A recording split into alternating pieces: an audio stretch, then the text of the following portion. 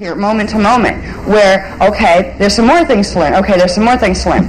Now, with like, for instance, the I am that I am versus the I am this I am, I've used the I am that I am, meaning I am that, all that is, all that out there. All that out there, that separates me from it. I never even realized that.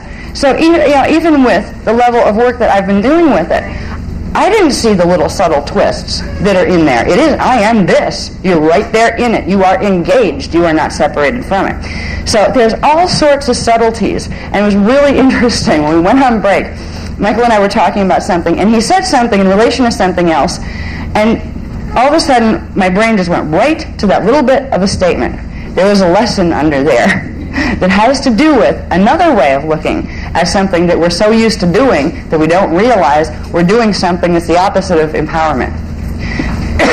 The little sentence that was like in a different context that had nothing to do with this particular issue was said, all right, what if somebody came up to you in a parking lot and for no reason at all just hauled off and smacked you in the face? What do you do with this? You have to learn to, to handle your reactions to this person that did this action. My brain went, whoa, wait a minute. Did I, for no reason at all? Okay, that's a cue right there. There's always a reason. And then it went to, wait a minute. I don't see anything at all ever in my experience that is not in my template. I just smacked myself in the face. There's a big difference here, and this is the heart of the victim-victimizer pattern and how we stay in polarity, playing either one or the other. There is a huge lesson under it, and I will try to verbalize it because it's a lesson it's just coming down as I go along here.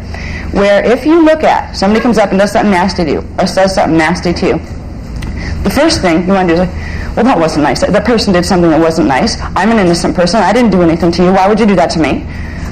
First of all, you're saying that person is separate from you. You're saying to yourself that your hologram didn't do this. You're saying that your template didn't do this, but it did. You're not recognizing the fact that the event you just experienced, you manufactured, even if they did the action. And it also implies that they are a symbol. They're a symbol person in that event. They are you taking on a different face that came over and did something back to this part of itself. And I was like, oh my God, when you say that person did this to me, so therefore it's that person's fault, I can fix me, but I can't fix them, you can experience a different version of other people.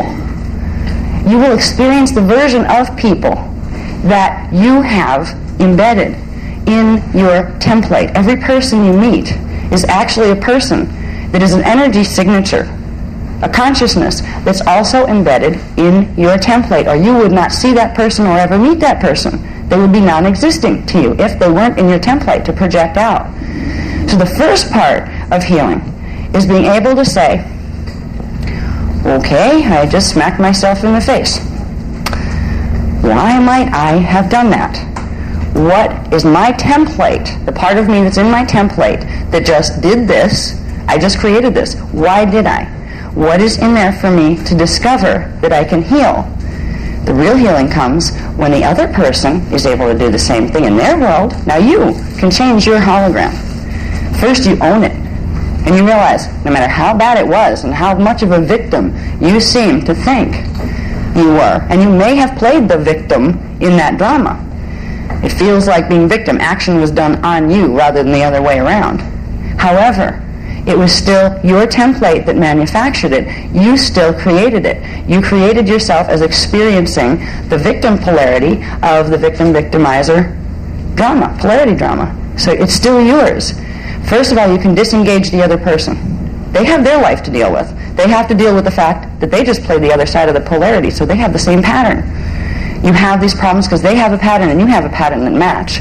So you become action people for each other, symbol people. Once you bring it home and say, okay, I'll own this. I realize I'm the manifestor. Nothing in my hologram. There's not a darn thing in my hologram, including those nasty little ants out there that just bit the heck out of my toes during break, and it hurt. They victimized my toes. I created this. My template created this. You can say, well, okay, I am my template. That's a part of my consciousness that is obviously not this part of my consciousness, because I didn't put it on this level that I wanted to create that. But some level of my consciousness in my template that's below my awareness right now or above it did create this event. First of all, you have owned it, which means you're not, if you don't own it like that and say, I did this, I am playing victim and victimizer right now. I'm playing a drama with myself. Why'd I do that? Okay, that leads you to a step toward empowerment. If you do, the usual thing is, first of all, feel bad. Hey, that wasn't nice. One of the first things that will come up with fight or flight is, I'm going to smack you back. You know, whack, and they go whack, whack, whack, whack, and so it's going to smack itself in the face from now until eternity. You're still in polarity. You're engaged in active polarity, right? You can run away, you can turn around and run because the person still wants to smack you in the face more, or you can just hold your ground and say, excuse me, hologram. I'm going to be in my hologram and take a little detour with my consciousness and go and say, why am I manifesting this now? There's a reason why I'm manifesting this now, but I am peace now. I am this. I am peace now. You're going to change the whole dynamic. You're going to change what they do next. Because if you just go, you just did this to me, and I'm either going to run away from you or I'm going to smack you back, you're making it as if they are doing something to you. They are separate from you. You can't control them at all. So you have to do something in reaction. You're choosing reaction instead of action. This is where people get all defensive toward each other, where they turn away from each other either in fight or flight. If instead you can hold your ground with yourself, because it's really yourself that's causing the problem, and they have the same issue inside of them. That's what drew you together in a state of disharmonic resonance. If you go in and you say to yourself, I created this, I don't know why at the moment. There's a part of me I have to have a conversation with, obviously. Now that conversation may end up with them, because they are still the symbol person that you projected out to embody that disharmonic for you. So sometimes those things will, once you work it out in yourself, they'll come to your door. You will draw them back in a state of harmony, where once you've harmonized it here, you will get in your hologram its harmonized version here. But until you do, until you say, this is mine, I created this, I can change the whole situation, the hologram picture of how these two elements are interacting, because they're interacting this way inside of me. All right? Now, if I choose defense and reaction to it, I'm just going to feed it energy and perpetuate the disharmonic. I might not understand how I created it yet. And it's not a, well, I created this part, maybe 75%, but they created 25%, because the brain will want to do this. You know, because you know that, all right, maybe you're absolutely right in this situation, and they're absolutely wrong in that situation, but you're still in polarity. If you have to be right, you're insisting someone else has to be wrong, and you're still in polarity. When you get to the place where you realize thoughts and ideas are thoughts and ideas, and you don't have to assign a right or wrong value to them, you can choose which ones you want, and let everybody else have the exact same freedom to do the same thing. You don't have to make them wrong to do it. You don't have to agree with them either, as far as you don't have to embody that side. But if you can go into yourself in a conflict situation like that, and this lesson was very important because it has everything to do with, before we get into seeing what the Nibiru and Data crystal grid is doing, and seeing how victimized our race has been here, if we can understand on the simple little thing, in a personal drama, where somebody comes up and smacks you and you end up as the victim, and you think somebody else outside of you did that to you, you're missing the whole point, and you're totally just disempowered yourself. That is your point of saying, I'm completely out of control. My hologram's controlling me, and I'm not controlling it. I am being run over by my hologram. If at that moment you can stop the natural reaction pattern, where you want to get totally engaged and let your hologram swallow you in the reaction pattern, you can say, okay, I could do that. I'm not going to do that. I'm not going to react at all for a moment. I'm going to breathe. I am peace now. I just manifested this, and I am going to figure out why later, but right now, I'm going to heal it. I am peace now. I am peace now. And it's like you have to stop time inside your head while you're holding your ground in your drama and not reacting, which is really weird, because if somebody's getting ready to throw the next punch, you have to really expand that moment real fast. Get yourself back here. You can almost imagine there's a little door in your head, right at your pineal gland, and when you find yourself in a combat type situation, you go, okay, right there, it's time to run for the door. Okay, hold the action, and literally just hold the action. I mean, if somebody's coming at you, you can actually get to the point where somebody is going to swing a punch. By the time that would get to you, you could have it shifted, but you will not shift it from here. This is where the action's taking place. It's being manufactured from the dimension above, the station of consciousness that's creating the hologram. You're trying to fix it from the past. You're not going to fix it from the past. You need to go inside and say, okay, where's that exit door? I'm going to stand back from my hologram, and a little part of you, the other part's going, hurry up, I need to know what to do with myself. You know? The other part of you's going, I am peace now. I am peace now. I am peace now. I am this. I am. It is all me. That is me there. This is me here. I am peace. And this thing shifts in your field. And that shift creates a shift in the person with you. They react differently. You react differently. You can literally stop big messes from happening this way. But it's an art. It's a skill that you develop with practice. It's not something you're going to get immediately because you're so used to reaction. You know, if somebody smacks you and you're going, ah, you know, the adrenaline starts to run, you get all sorts of chemical changes in the body. All of a sudden your body is going on its own direction, your emotions are going on its own direction, your mental body's sitting here going, oh my God, what is it I'm supposed to do? I'm supposed to own it. How do I own it? I am peace. Okay, I am peace. You start saying I am peace, they're going to think you're nuts, and that's okay. That might be the shift that'll do it. You externalize it. I am peace now. What? I'm going to smack you in the face. I am peace now.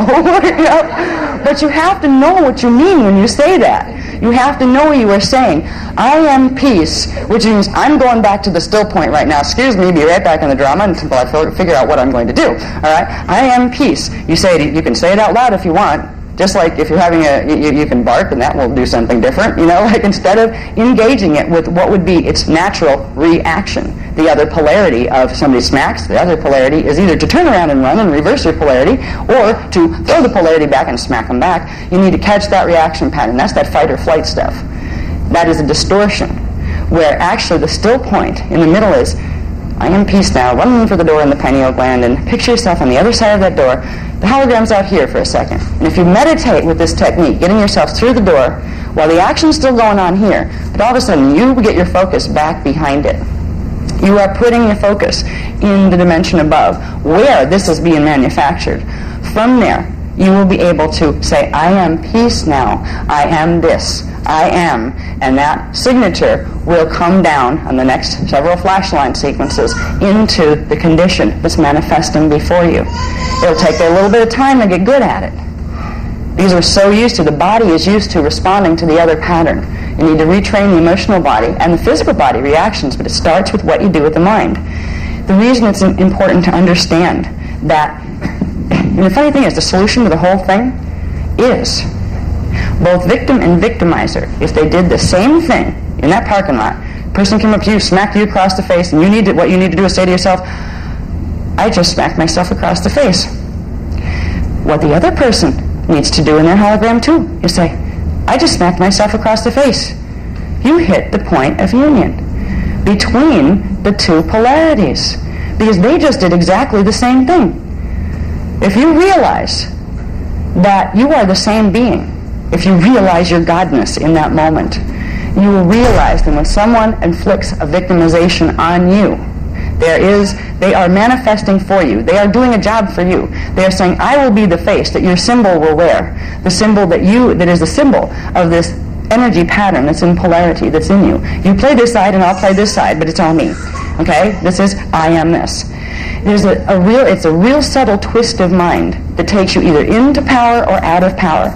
If you think something inflicted it on you, you are completely out of power to change it. But if you realize, oh my goodness, I just manifested this, and I'm going to manifest another punch right after that one if I don't figure out how to not do that right now. Okay? It doesn't mean you stand there and let somebody hit you. Once you get better at realizing the perspective that's behind the perspective, this is one perspective that is the past of thought patterns that you held that already came into their flashline expression. You need to go above it, which means back into the blank space inside your head. Go back through the pineal and in there. Train yourself to do it, bless you, train yourself to do it before you're in combat. Because, Okay. The other cheek. Yeah, that might be. That's fun. I'll play with that one. I'll see if somebody will play with that one. Okay, turning the other cheek. It's a little different because usually what turning the other cheek means, if you don't do something else, is you can turn the other cheek and they're going to smack the other one. And if you turn your back, you may get hit over the back of the head. There's more than just turning the other cheek. There's a shift in the angle. But it's coming back into the self, acknowledging that I am the manifester now. I am God now. I am the God that is manifesting this. And you are God. There's a real charge behind that. A lot of people have a hard time with saying, I am God. No lightning balls, nothing fell on my head, I didn't get zapped with a heart attack. Well, I guess God is not mad. We're trained to think of God as some big thing up in the sky that we're little tiny children of, maybe, that we have to, we never claim that was us, our authority. We've been programmed to be afraid to say I am God as if we're doing blasphemy in doing so. That is a twist that was put in here. If you are not God, you are not the manifester of your hologram. And if you're not the manifester of your hologram, somebody else is inflicting it on you. You have a choice. Which way do you think reality works? We've explained enough about how thought is projected outward.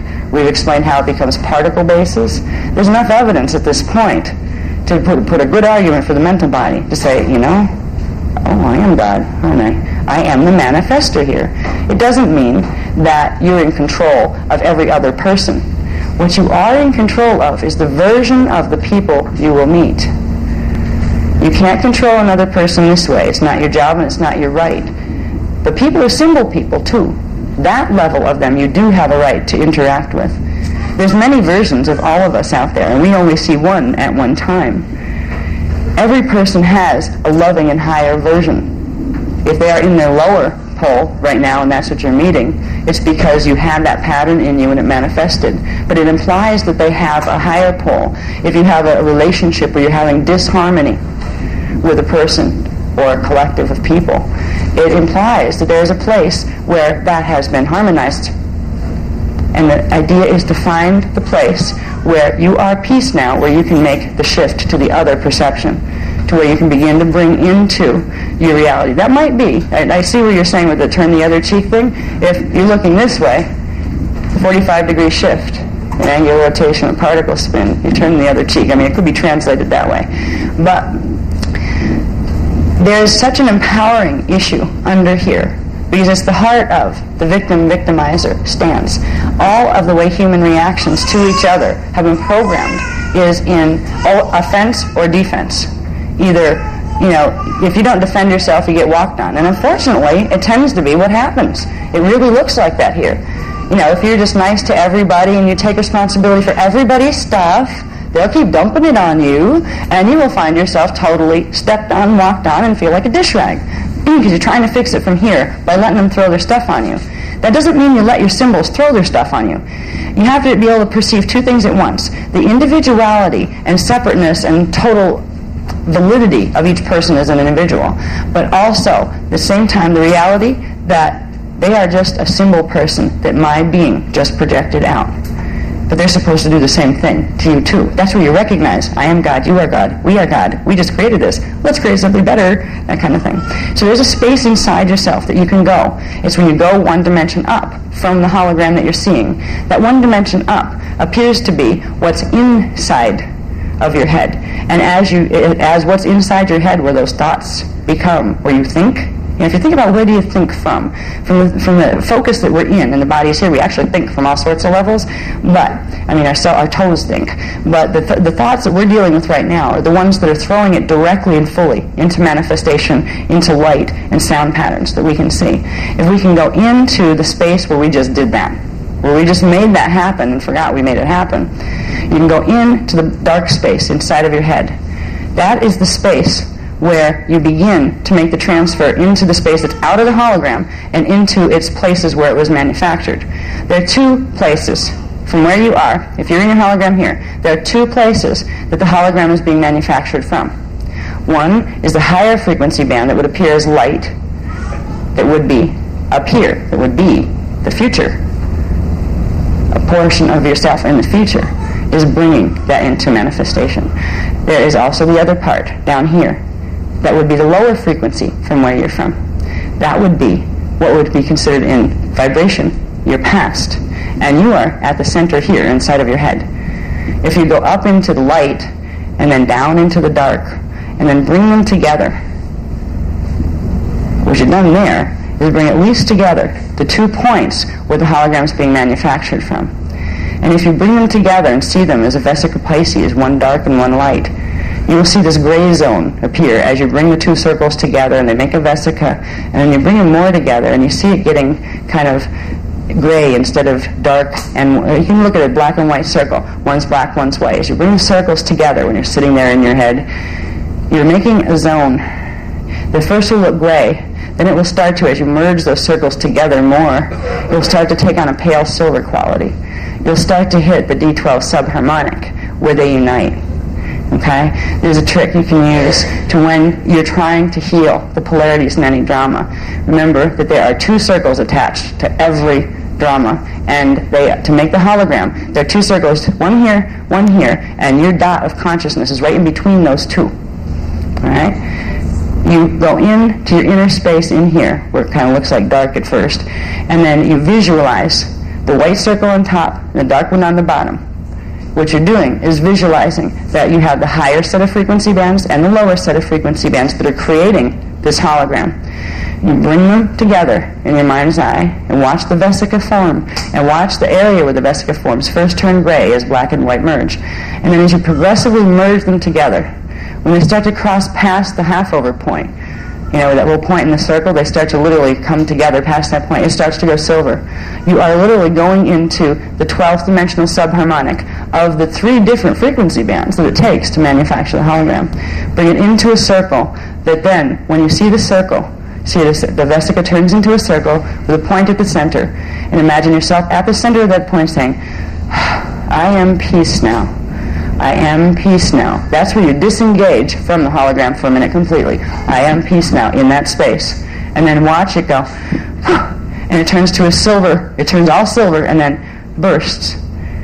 You've just completely demanifested the conflict pattern that was taking place, and your moment point will change and begin to reflect the new one. It will begin. You have not left the circle separate, which means stuffing part of the past pattern back down, part of the future pattern back up, where you're going to manifest it again at your next moment point and the next. You brought them together and transmuted them with the D12 frequency. You've turned the myons and dions that they're composed of, put them together, and turned them into trions, where they will receive a new pattern, their highest expression, their D12 Christos template, that D12 subharmonic, and that particular drama and the thoughts that created it will get shifted in particle spin. They'll completely leave your field here and go into the part of your field, of your consciousness, that's stationed in that third timeline, the inner timeline, that's built on the unified field where polarities exist within the unity of the whole. This is the process by which we can start to get control of what our hologram is doing to us and realize it isn't doing it to us. We're allowing it to interact with us in a certain way to teach ourselves this, okay? You said before the break that you're walking, right? How is it that anyone in this room would know that you're not an actor? Well, they could, if they're really good at reading my fields and they went up to about D14, they could find my coding and access it that way. They don't know. That's the thing. How do I know you're not? I believe that... You know what I mean? This is what it comes down to. And the other question is, so what if you were? What would that mean? Okay? How would that change what I would do? That's where the thought pattern would lead if you were going to try to figure out what to do with it. Now, I know I'm not an Anunnaki. I know where I incarnated from. But what is very interesting about this, and this goes into what I wanted to explain of how this little thing about a personal victimizing issue, like if you're the person who went and smacked somebody in the parking lot, you might not even exactly know why you did that. Kind of lost control and just felt like it did it. That's telling you something. You just manifested something. You smacked a part of yourself. You just victimized a part of yourself. Why did you do that? But there's a part beyond the 1-2 person thing. When we come into races, all right now. Can I answer the question? Can you answer? You ask it and answer it too. Well, you said, how do I know you're not an actor? You responded. My answer is that if you were truly a divine being of sources, I mean, Melchizedek is a divine law of one. There's no outside the one. Right. So we all are Anunnaki. Yes, but there's more detail than that. Well, but the thing is that you have to accept the precept that I'm everything. I'm the fallen angel and I'm the risen angel. Or the yes, to a degree. But looking at it in that level of simplicity, you're missing some vital facts that will change. You're leaving yourself open for something there that you don't realize by that belief. Okay? Anunnaki consciousness, draconian consciousness, and human consciousness we're all one originally. So we're ants and trees and planets and supernovas. Okay? I mean, I'm supernova. You know, that doesn't mean right now my body is shaped like a big star right here in this time frame. Okay?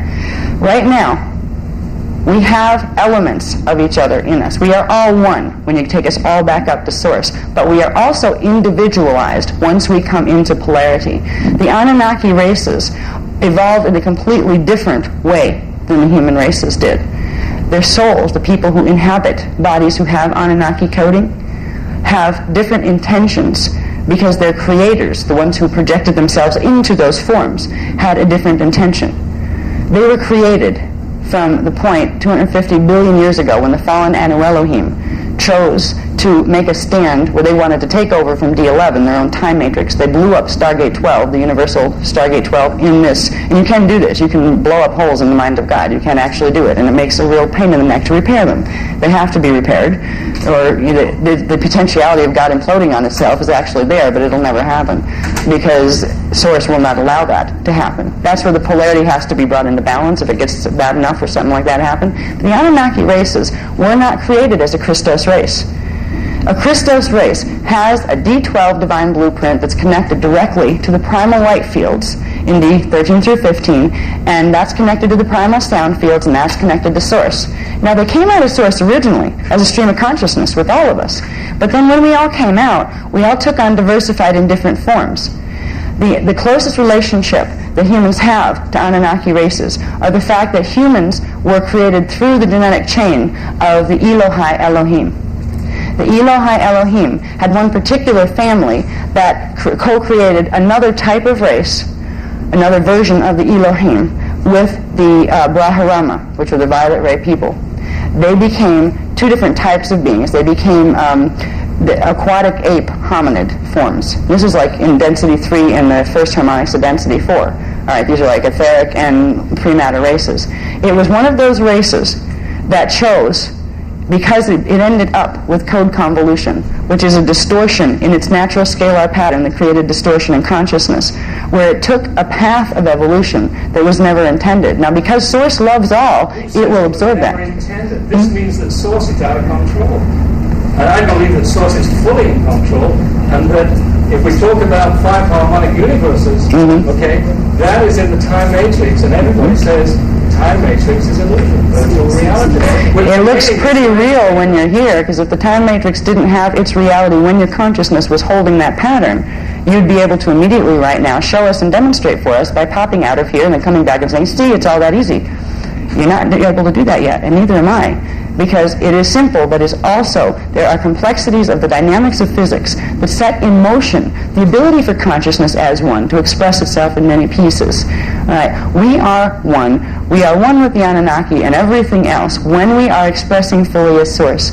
But Source exists in two states simultaneously. It exists as Source, and it exists as Source expressing an individuation, which means Source changing portions of itself so it can turn and look at itself and interact with itself. The intention, there are certain intentions that were original intentions for this time matrix. Time matrices are born in Source because Source has intentions as far as what Source would like to experience in that particular time matrix.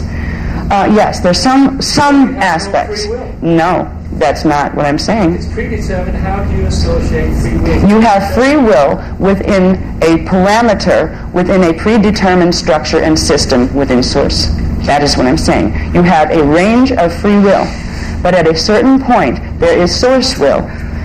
And you should not have a difference between your will and Source will because you are Source. Free will comes. Could I have a difference? Free will comes from having a parameter of action where you have a choice to manifest as your original intention as source, or to take the opposite stance if you so choose. Source has done that in becoming the consciousness of races. There are time matrices that were done specifically to explore what happens when Source decides to come into fragmentation to explore itself and pretends it doesn't know itself at all. They're not real pleasant places to be. They're the places that our rumors of hell come from. But it's a place where Source pretends it doesn't know what it is. We come into it completely. All right. Right now, in the hologram, it appears that that's exactly what it is. But the problem with this is, and this is where original intention comes in, the original intention set for this time matrix, through which it manifested, through the agreements of the portions of Source who said, we will come in as the ascended masters. We will come in here. Thank you. I got bit on the toe before. Thank you. We will come in as ascended masters with intentions A through Z. Okay? The intentions were set for the formation of the purposes of this particular time matrix. Those intentions were expressed in an agreement called the Emerald Covenant. Those intentions were the divine intentions as set by Source when it chose to fragment itself down into the Jnana fields of ascended masters to become the sound fields and the light fields of the Brenna Rishi levels. Source had a reason for what it wanted to experience in this time matrix. And the creation of the Anunnaki races and the fallen Anu Elohim was not an element that was originally part of the plan. Now that plan could be explored elsewhere, and because Source is all, and because Source you can't get away from itself, it can't kick people out of itself, it will attempt to harmonize every manifestation of potentiality that pops up that it didn't originally think was going to happen in the original plan. This is what occurred. Source came in, it fragmented its identity first into the ascended masters, then portions of them fragmented their identity down into the Brenna Rishi in the primal light fields, then portions of them fragmented other portions of themselves down to become the Christos founders races. The Christos founders races had agreements that were the reflection of the agreements of who they were all the way up the chain, of why this matrix had been created, for what purposes of study and exploration, and what purposes of experience. There were things that, all right, those races created more. They put their consciousness into some smaller bodies, different types of bodies. They began to play with what it means. All right, I'm trying to, you're not hearing me and you're not letting me finish. Well, it looks as though God lost control. I'm feeling very strong response. Okay. It's coming in real strong. Good. What God told me about this question is that there's parts of God that didn't know itself. Parts of God that were in the oneness, that literally did not know itself as itself. And the only way it could know itself was to create form, to create the hologram. And in the hologram, it discovered there were even aspects of itself that wanted to deny itself as existing. And to me, when I understand it in that way, that's where the Anunnaki has birthed from, was parts of God that didn't know itself, not knowing itself, and wanted to experience its ignorance of itself. And that's what the reflection to me of Anunnaki are. Okay. See, Anunnaki, we're not calling them evil or bad. Anunnaki are loved. But what the point that you're basically saying, well, if I follow the train of thought and I accept the belief that you're holding right now about, yes, okay, my perception is that if I chose to use those particular ideas that you've asked a question about, if I chose to say, well, Source created it that way, the Anunnaki are there too, they're allowed to be what they are even though they're playing the victims in all of this, and I just really need to do nothing because it's all perfect, what would be the outcome? There would be a lesson on the other end of it, where that part of Source that chose to explain that to itself would remind itself of its original intention and what it created by probably experiencing its opposite because it chose not to take any action to bring the original intention back into its wholeness. The Anunnaki races are not bad, and we were not intended, humans were not intended to have a DNA template that was built like the Anunnaki template. Do you know the difference between humans and beings that are out of Christos matrices and beings that are considered anti-Christos genetic races? It doesn't mean they're evil, that you destroy them or get rid of them. What it means is, it goes right back down to physics. In the Christos races, consciousness picks up Partakai units. It manifests itself as Partakai units coming down using the natural ratios that allow the dimensional structure to exist so the framework can exist. They have fire letter sequences that build their templates, very specific organizations that become the DNA template. All right? There are fire letter sequences that run in the natural sequences of how dimensions are structured. If you have in your template the structures of the natural dimensional structure, from D12 on down, if you have dimension 12 in all its fire letter sequences, dimension 11 and all the way down to dimension 1, that is considered a Christos race template. Not just humans have it. There are other races in the galaxies that have it too. Now what that allows for is because you have every one of the sub-frequency bands that correspond to the precise dimensional structure that holds the hologram together, you have the ability to spiral down all the way, and then to spiral your consciousness back up and get out. You have a free interrelationship and a free open communication line between you as source and you as source manifest. There is no difference. You are experiencing yourself in source expressing and source as not expressing in form all at the same time, because you have open conduits called fire letter sequences that are built on Partakai units that will allow that open conduit. Now, a template, a DNA template, a consciousness template of a being that is considered an anti-Christos being. And that doesn't mean it's evil. It doesn't mean you hate it. It doesn't mean it's any less valuable or less blessed than you are. It just means it has some evolutionary problems. If it has a template that has the fire letter sequences, first of all, they don't have 12 strands, the templates for 12 strands, they can come down in, everything started with 12-strand pattern. Because it started with, actually, everything started with an indigo pattern. Everything came into manifestation holding all the coding. But if choices were made and interactions were done in the middle dimensional fields that caused reactions that weren't a part of the original template, that actually neutralized and blocked out portions of the natural structure of dimension 1 through 12, it leaves holes in the template, portions of the frequency that can't process. And that means portions of the consciousness are stuck in time. A being that has a template that has holes in it like that has some evolutionary difficulties. Then there are the beings that have not only holes in it, but they have all of the fire letter sequences running in reverse. All right, where they actually have the codings of each sub-frequency band. If it's supposed to be A, B, C, D, E, they have it running from E to A. This changes the form and the mathematical relationship between Partakai units, and it keeps them dimensionalized where they cannot take one dimension of consciousness and blend it with another to progressively accrete. Beings that have this kind of template are stuck in time because their systems are not working properly. When their hologram manifests through that template, they get fragmented consciousness on each level. They can get a body form, but what they can't do is embody the primal life force currents that keep coming down. They are finite. Their bodies will die. They will not be able to transmute them. Sounds a lot like us these days, doesn't it? The reversed matrix DNA templates, which are consciousness templates, that is the difference between the original human design and the Anunnaki and Draconian human design. Anunnaki races didn't start as Anunnaki races the source created. They didn't come in as Anunnaki races. They came in as Elohai Elohim, that then combined with one of the other Christos races, and then found that there were some coding compatibilities because of certain things they did that were very much on the border of, do we want to explore this in this time matrix or not? The answer eventually became, oh dear, we shouldn't have, because it created a mess. It created portions of itself that decided they were going to rebel and try to take over and have their own creation matrix, free from source. Oh, the Stargate, the way you get in here. Now, that's right. That shows you the twist in consciousness it takes.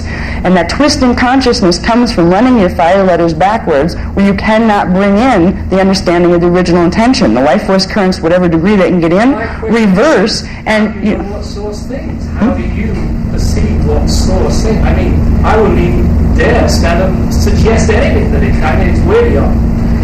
Way beyond. It's way beyond you, huh? Way beyond the matrix. It's right in you. You're in it. You are it. Do you hear what I'm saying? Well, how can I speak? I can speak for God, the part of God that I am. Okay? Excuse me, can I ask a question, please? Anyone that's in the room now that wants to continue this particular exchange by the question and answer, say yes, and if you don't say yes, can we resume the direction that the channel was going before? Right? There is all of you. There is the we of this, okay? I can feel you all wanting to move on in the direction that we were going. Okay. We are still going in the direction, though. Due time to individual questions is what I think has been given quite fairly. Okay? If you want to resume the direction Shanna was going in before, say yes now. Yes. Okay.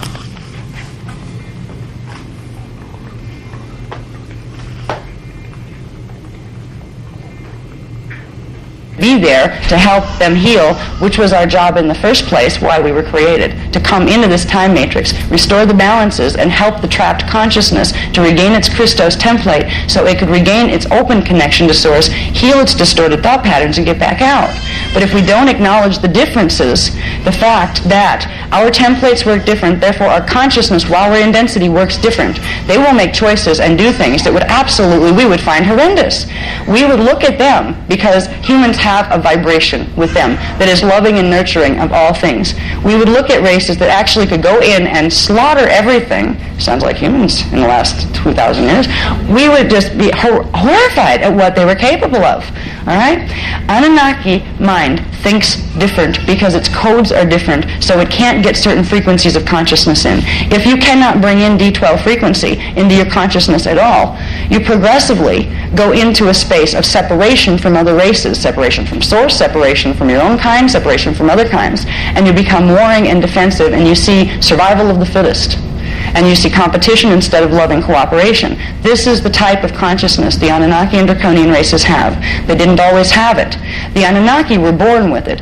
The Anunnaki carry a horrible burden. They were created by a fallen matrix, the fallen Anu Elohim, which was a different race. All right, Anu Elohim decided, I'm going to make. It's important to understand this, so we understand what we're dealing with as we get back into the victimization thing, because this is about the biggest drama of it you're going to see that we're in the middle of on the planet. Okay. I only asked the question to let you know that I'm part of your hologram. Yes, I know. That's why I engaged it. I know you're part of my hologram. I know I manifest you, and you manifest me, and we all manifest each other. Okay, but if we can understand that we have templates, our DNA templates, and if they're running well, we have our I am that, I am this, I am consciousness with us at all times. We know ourselves fully as Source and fully in individuation, all at the same time, and the experience is a joyful one. And there is no such thing as bad or evil in that experience, because you understand what all of it is about. So you don't assign judgment or value to things, you just love them. You're in a state of vibrational harmonization. That is a state of wonder and beauty to walk the hologram in.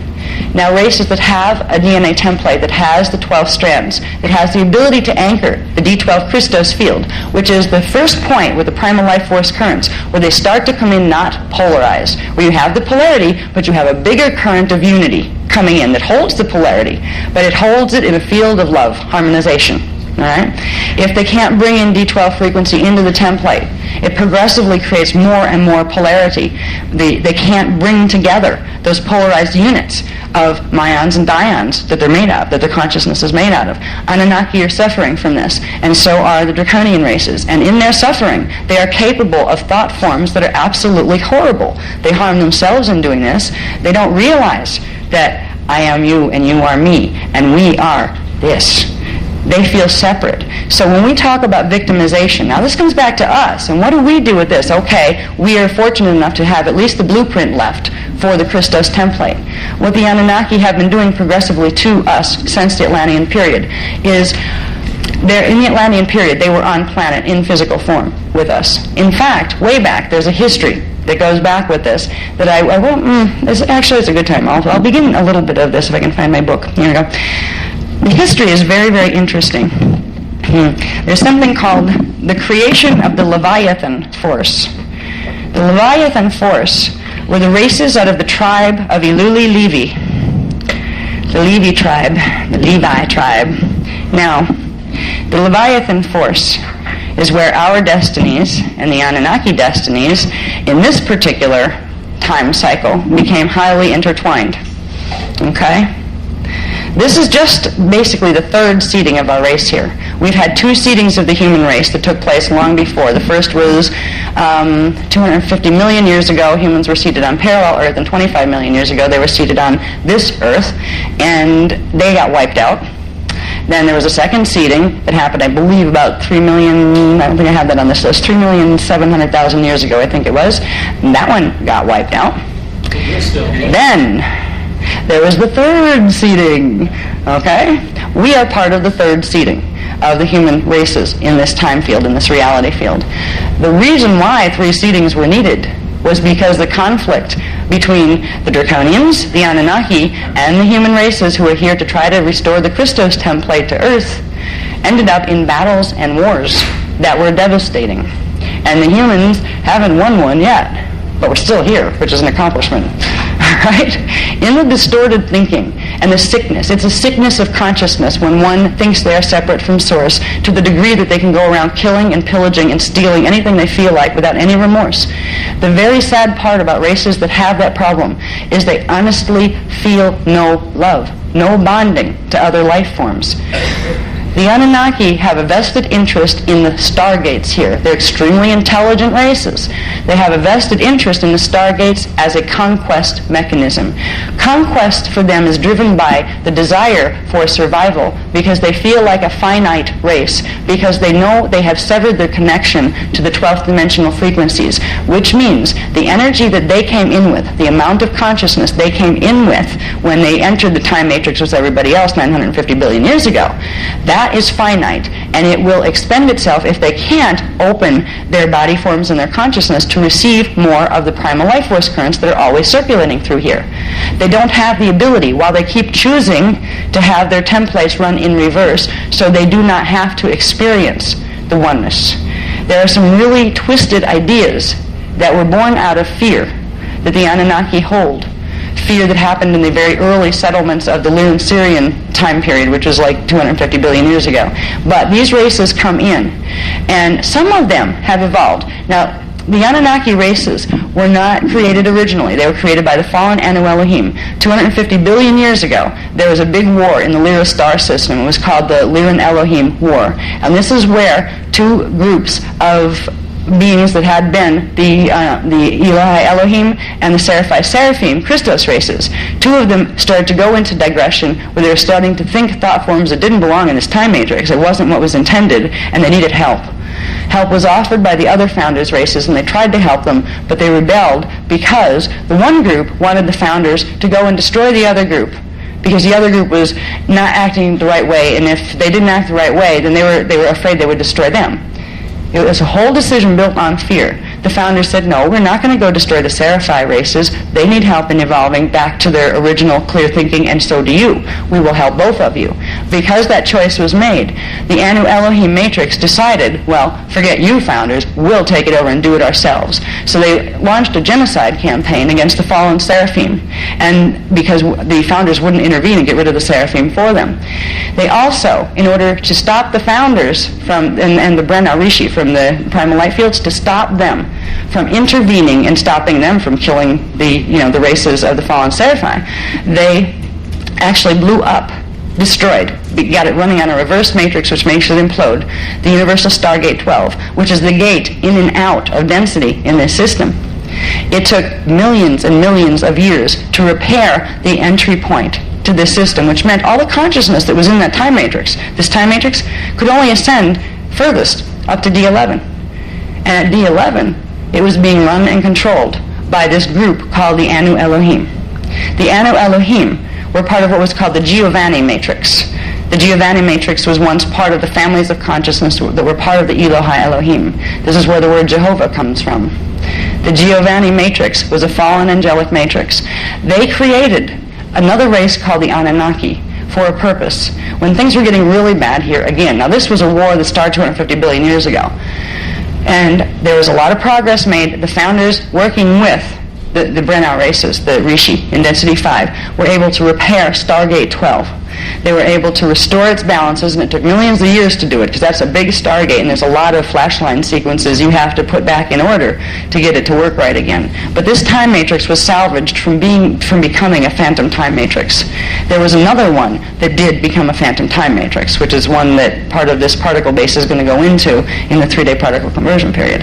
Now, when the Stargate 12 was repaired, the founders' races realized the conflict dramas were so bad here that a race strain would have to be created to come in literally and stay in the densities as the security team that would take care of the Stargates, because they were blowing up smaller gates all over the place and taking them over and getting them running on a reverse matrix, which was meaning breaking their ability to run D12 frequency so they could be run on D11 reverse current and be controlled by the Giovanni matrix, the fallen Anu Elohim matrix. So there's been a quest, a holy grail quest, the grail, the Grual points for all of the Stargate systems, the control points for the Stargates. The grail quest has been going on for billions of years in this time matrix.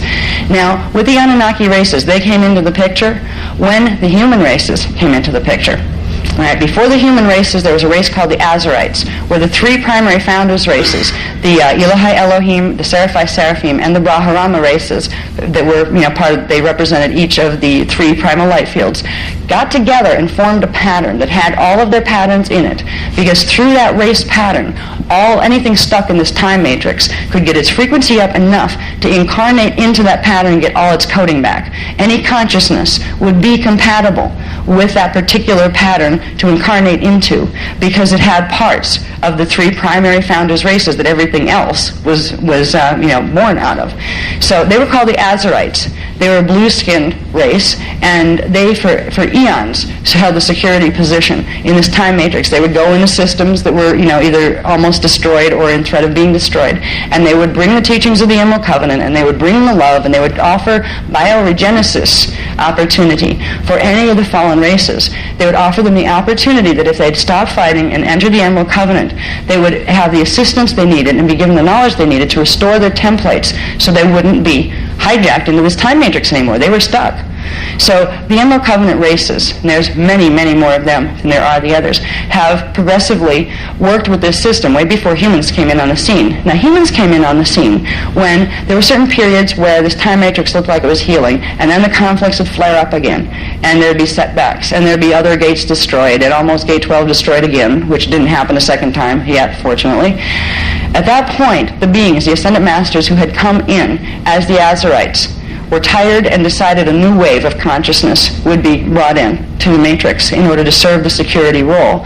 And the new wave of consciousness would also have other alterations to its template that would allow it more tolerance of the densities, because the Azarite template, they had a very difficult time with density 1 and intervening here, because their biologies were so sensitive. When they would downscale their vibration to come here, they wouldn't last very long in this time field, which meant if there were problems down here, they had a very short limit of time that they could come in and do something about it before they would get sick, and they'd have to leave, or they'd lose their ability to leave, and they'd end up dying bodies. And that wasn't an option for the Azarites. They weren't about to start leaving their DNA and their body material all over the place, because they know that causes problems as far as getting back out of the time matrix. So a new race was created that had more tolerance. It had some of the density 1 system frequency put into the template, so they would be able to come in and go through any of the densities. They'd have the ability to evolve and ascend up to any level, and also to walk around down here for as long as needed, whenever necessary. They were the breatharian humans. They were called the Oraphim race, the sons of light, because they were literally the projections of the light and sound field, the new wave of consciousness that came in. Now, as soon as this happened about 568 million years ago, and it happened in density 2, where the first Oraphim were seeded. And the Oraphim race, as soon as they were seeded, there was a reaction from the Jehovian matrix, the fallen angelic Jehovian matrix. They decided they were going to create a race and put themselves into it that also could go into the densities and get rid of these other guys, because now the humans that had come in had the ability to go down and take care of the damage that was being done down here. They were going to try to take over the whole time matrix by getting control of the lower frequencies and working their way up and getting the whole thing running in reverse. When the humans were created, the Anunnaki were created as a reaction to that. They were created with one intention. Their creation intention from their creator gods was to destroy humans. That was their creation purpose. They live with an imprint that has a huge amount of arrogance attached to it. Their creators felt that they were superior to anything else that was in this time matrix. They should be lords of the time matrix, and if the other guys wouldn't let that happen, well, we just take it from them. This was the attitude the Anu Elohim have. It's because of their distortions of consciousness. They forget their oneness. So they don't understand the hologram model.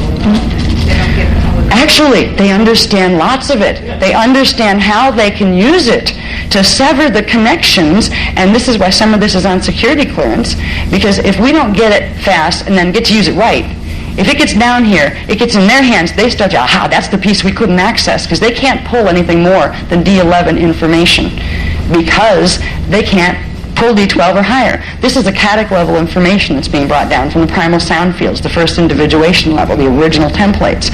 So they love us. We can bring them in, and they go in like sharks at a feeding frenzy. They want to take the knowledge, the pieces they can't find. Once it's downloaded here, they can find it, and they can take it and twist it to a different intention. So that's what's been being done all along. They know lots of creation physics. That's why they'll teach you Merkaba like they're doing on Planet these days. But they'll teach you the wrong spins, knowing you couldn't tell the difference if you tried, because they took all the knowledge away from this place. And they rendered the DNA where you can't remember.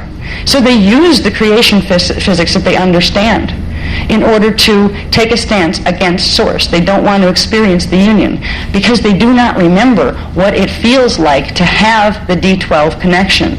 Once you have D12 frequency running in you, there is a love that comes, a core sense of, we know we are connected, therefore I could not harm you, for I am only harming myself. You go into cooperation instead of competition. The Anunnaki don't feel that, and they don't understand it because they don't have the template. Just like I said, you can't see anything or experience anything that's not in your template. They do not remember. They do not have the feeling for what divine love means, what Christos love means, because of this. I'm sorry? What? Does that mean they cannot be saved? No. I always looked at it this way, where there's life, there's hope. And there's always life, so there's always hope. There have been many, many billions of years of bioregenesis programs offered for them at this point. They have been co-evolving with us, and this time matrix has been turned into a war zone between, it's really bizarre, because the Anunnaki, the fallen Anunnaki races and the fallen Draconian races don't like each other either. So they fight with each other, and they try to get rid of humans. They have one thing in common. They both want to get rid of humans, but then they want to destroy each other as well. Now, it is not easy to heal a person who comes in on an Anunnaki imprint because they are completely missing the 12 subharmonics in all of their strands. It's not just that they're missing strand 12. They are missing every 12th subharmonic all the way down, which means their strands can't plug in. They can get all the way up to D11 cognition on each dimension, but they can't figure out how this dimension applies to this one, or what the connections are between them to get an aha feeling of consciousness and understanding. So they work on these very compartmentalized type thought forms. There is a healing process that's involved, and this is what this gets into. One of the many attempts of the healing processes is called DNA bioregenesis. There was a hybridization program that was offered to certain groups of Anunnaki that had entered the Emerald Covenant. They accepted the Founders thing finally. They said, okay, we'll stop fighting. We won't try to destroy humans anymore. Help. If you'll help us, we will do this.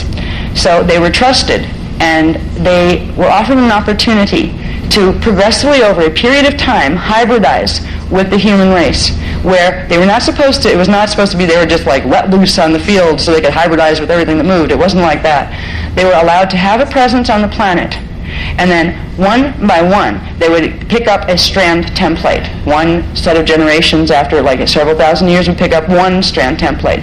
Then that species would be taken and evolved to pick up the next template, and that to pick up the next, until they got 5 strand templates that were the human ones that would reverse back to the normal order the distorted first 5 strands of theirs. This would allow them to ascend out of the density 1 field and get up to Tara, into density 2, where they could then do the process for the other strands, slowly building their ability to hold a 12-strand pattern, because their template was intersected with the human template, piece by piece. They were supposed to be another Christos race.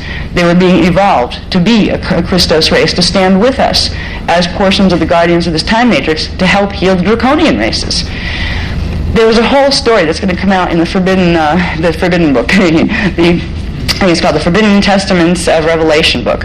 But some of what's going to come out is when we look at this list here, this talks about the hybridization experiment. It started right in through here, about 250,000 BC. There was an invasion here of Anunnaki races from the Pleiadian Nibiruan races, because there's several different strains of Anunnaki, and some of them don't like each other either. But the Pleiadian Nibiruan ones had come in here and invaded. And angelic humans were already on the planet doing their gatekeeper thing. You know, they were here for millions of years. They created a race called the Lucas race because they were fighting amongst themselves of who was going to work in the gold mines. They were harvesting gold to take back to Nibiru because they needed it. And they started to fight. Well, I don't want to work in the gold mines. It's icky down there. Well, I don't want to work there. Your group can do it. No, your group can do it. So they started fighting with each other. So there was a truce called by them deciding, okay, we'll create a slave race. So what they did was they took certain coding from their own DNA template. They genetically engineered it in their laboratories because they had spaceships flying around a lot, and they had literally flying laboratories. They were excellent geneticists. They could have fixed their own problem if they had cared to. At least the higher ones could have. But they decided that they would create a slave race here. And it's really funny because this is where they take history right now with the channels and twist the heck out of it. Because they want us to think we were that slave race they created and look how nice we've evolved and now they'll be nice to us and treat us as equals. That wasn't us. It wasn't us at all. They created a slave race. Okay, maybe about 5 minutes. We created a slave race that had portions of certain genetic strains that were from Nibiru, which were related to the aquatic ape strains. They themselves were the aquatic ape hominid Anunnaki strains. Some of them are the bipedal dolphin people. These were not those. These were the aquatic ape hominid Anunnaki. They combined their template with certain qualities from animal templates from Nibiru, and then certain qualities from animal templates from here, from Earth. So the species would be strong enough to survive on Earth and be coded to Earth. And they created the race just to really boss around and to use, to exploit. Now, they also, at the time, were progressively raiding human civilizations. And because they really liked the fact that humans had potentiality for compassion and bonding, which could be used if you put just a little of it in, a being has an ability to feel and bond. So if it likes you or if it's scared, it'll listen better. As a control mechanism, they took portions of the captured humans. They would extract DNA template samples from them, and they would use part of that to engineer. They couldn't directly breed with human beings at that point. You could not produce live young through the process because they would just die. But with this new template, there's a little tiny bit of the human element put in that was extracted from the humans they had raided and killed but got their DNA samples. Which day is the day now? The day is the day are the Anunnaki ones. They're the Pleiadian Nibiruan Anunnaki. Yeah, and these are the familiar names that we find in our history of the Enki, Enlil, and Marduk. All their Sumerian legends and all that stuff. These were that group of Anunnaki. Okay, now they created a race called the Lulkas. The Lulkas were very primitive. They weren't highly intelligent, but they had the feeling nature of humans. So you could scare them because they'd feel the fear, so they'd listen better. And they were sent into the mines to work, and they were abused horribly, and they were treated terribly. These are the races that our scientists call the Neanderthal. Okay, that's what the Neanderthal man is. That was not human. That was not part of our genetic line, other than the fact there was a tiny bit of our template put into it. We didn't evolve out of these guys. Now, science knows that, too. There's not a lot of anything similar in the DNA they're finding between Neanderthals and humans. Now, humans do seem to have some similarity with some of the other races that go on the other end of the Cro-Magnon lines. Cro-Magnons were interesting. The Cro-Magnon races came out of something that was a really big mistake when you look back on it. But as far as I wouldn't do it again, I wouldn't be in this drama again if I knew the outcome was going to be. There was an opportunity offered to the races of Anunnaki that decided they wanted to enter the Emerald Covenant for bioevolution here so they could get their DNA templates back. Now there was already a race, an Anunnaki race, a primitive one, that was on the planet that could be used as the genetic base that would allow for the Anunnaki you could build it up by progressively adding one strand of the human coding to it as you grew it.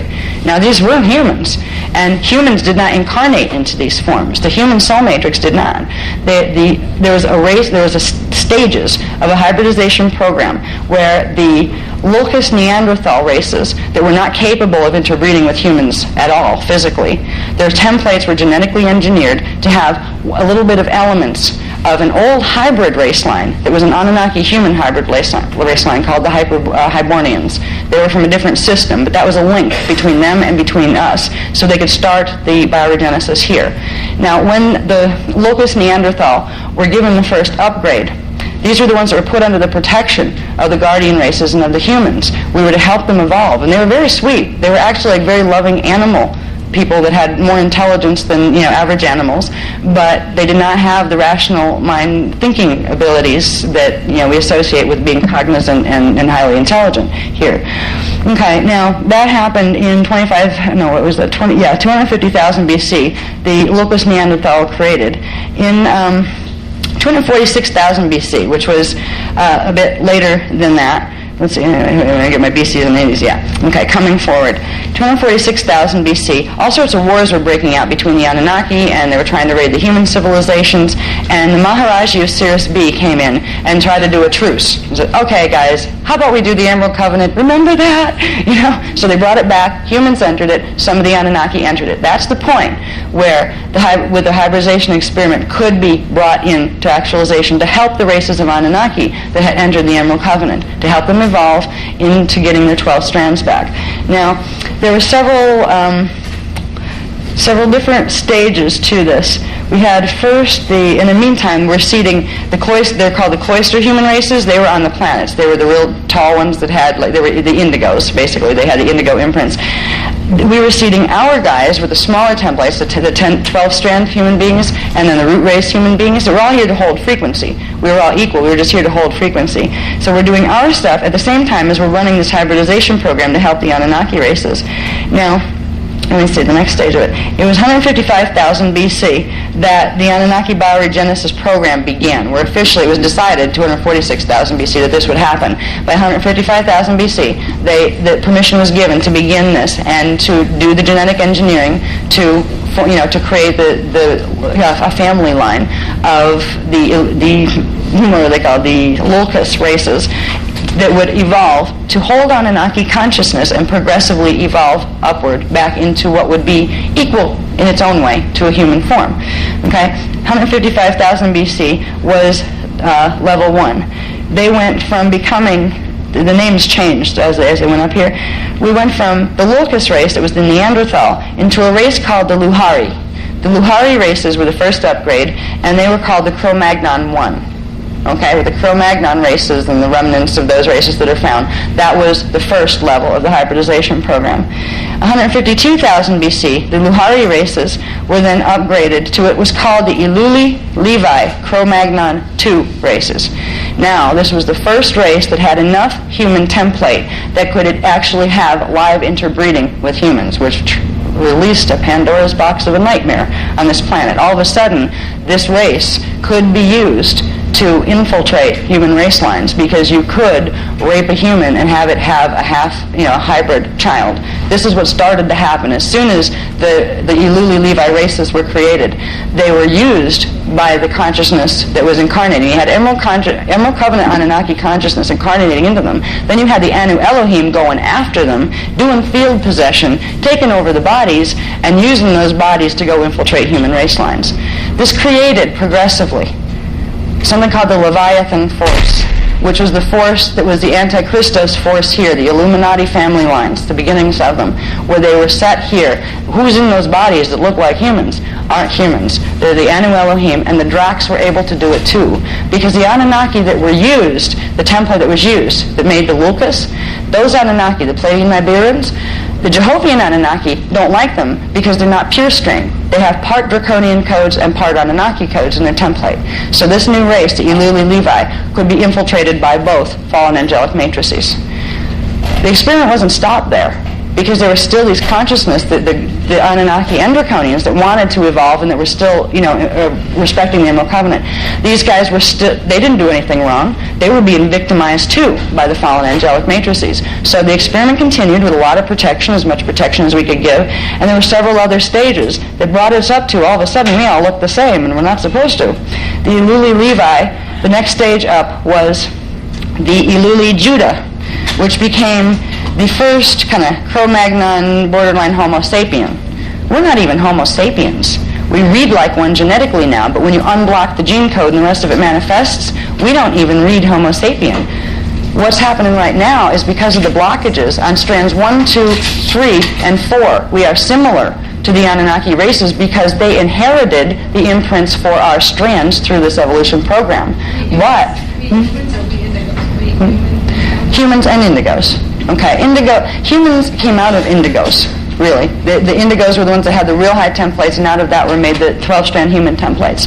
Okay, basically, we went through these stages of the hybridization program, and this is the stories that are being explained in pretty much detail in the new book that's coming out, that led up to the point where the massacre happened. You had a Leviathan force progressively being raised by different competing versions of the fallen angelic Anunnaki races. You had Jehovian ones, you had the Pleiadian Nibiruran ones, the Thoth matrix was one of those, the Enoch matrix was involved with the Jehovian ones for a while.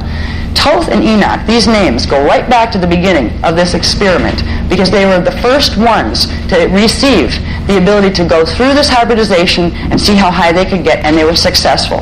They were able to actually, they became temporarily Christed, well almost. They got up to about 11 and a half strands of getting them back in the right order. They were appointed as the overseers of the hybrid experiment to help get the other ones back into the Christos. And at two different points, after thousands of years of really supporting the Emerald Covenant, after thousands of years, one thing really got to Thoth. Thoth had one problem.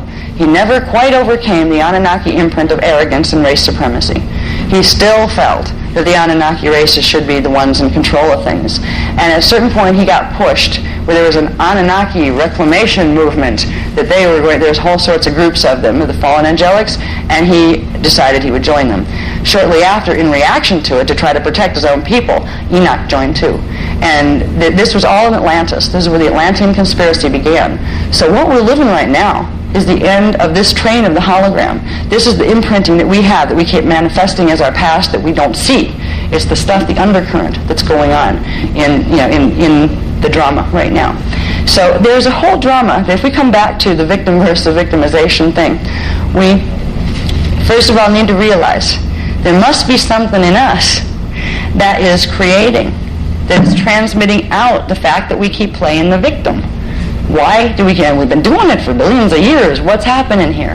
What is in the human template that is creating this problem? That goes back to when the humans were created. Part of the Giovanni matrix, the fallen Anu Elohim Giovanni matrix, which was originally part of the Elohai Elohim family, part of them had gone back into what was called host matrix. They decided that they were going to be nice and wanted to become Christed again. So we humans were created with a bit of an element of that template in it to allow their races to evolve too.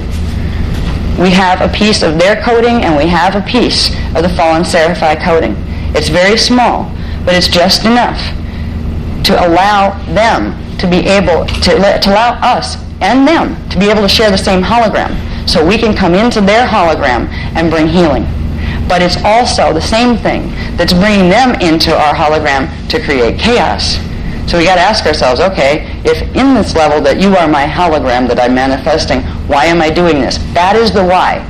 Because the part of your template that's manifesting this conflict drama, why it's coming back to Earth on a race level, is because, not because you are that Anunnaki right now. You're a different consciousness. You're connected at source. But you came in on a different stream of consciousness, and so did they. But you were given a portion of their template so you could enter their hologram as healers. And because of that, we've been entering each other's hologram all along. Now, we have, for too long, taken the stance of allowing ourselves to be victimized because humans were very stunned. There was a stun factor when they started to realize something could not have compassion. How could you, I am you, you are me, how could you hate me? How could you want to destroy me and dismember me and take my planet out from under me?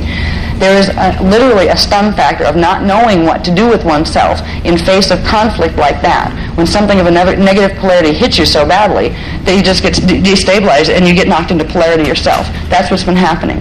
The way to heal it is to go into peace, non-judgment. You need to love them too and realize that you do have a nugget of what they are inside of you, but that doesn't mean it's your dominant force. What it means is it gives you the ability to reach out to them with love. And if they're creating a mess in your face and they're serving a hologram purpose, your hologram's telling you, if an Anunnaki comes up and slaps you in the face, what is this telling you? I just manifested myself as the image of an Anunnaki that's in my template. Okay, that must be that thing coming up in my template that was a part of their matrix. What is it telling me? It's telling me there's something I can do right now to create healing that will assist that part of my template and assist this individual of that origin. So you will assist the person as a symbol part of you, but you will also assist the individual. Humans have a healer contract. They came in as healers and guardians. So they will be compelled into situations that need healing and guarding. It's part of our matrix, part of what our template was. So when we get into realizing we don't have to play victim, and really it's not about victimization. You can look at it different. Now I have the opportunity to enter a disharmonic field where I can be a force of healing by going into my center point. I am peace. I am love. By learning how to be love and be peace, you will do what the humans were created to do here, which was come in and bring that vibration to help the others and the whole field to heal. Okay, now I've run over a bit from where I was supposed to be, about 15 minutes, but that's okay. We'll still get to where we need to be. That was good that we went in that direction. I don't go on tangents unless they have something to do with something that's in everybody's template like this. The things he was asking about Anunnaki brought us to the point where I would introduce this beforehand, and I think that's important because I can feel they're moving things in a certain direction with this. But when we come back from our dinner break, we'll explore the fact that, okay, we're not victims in this situation. Now what is the situation? Because if we can approach what's happening and what needs to be done from peace and love and from absolutely not judging the worthiness of being of Anunnaki or Draconian races, you can look at their actions and say, that was an Antichristos action. But that doesn't mean the being is not lovable or valuable or blessed. You still need to treat it as a face of God, but you don't let it run over you in the process. So we'll talk more about that when we get back, and we'll get into the round tables and explain what they mean. Okay? There's not time to do all of the history here, by the way. This would be a whole workshop on just the history. There's 2 charts like this, and each one of them is a period in time with a whole drama.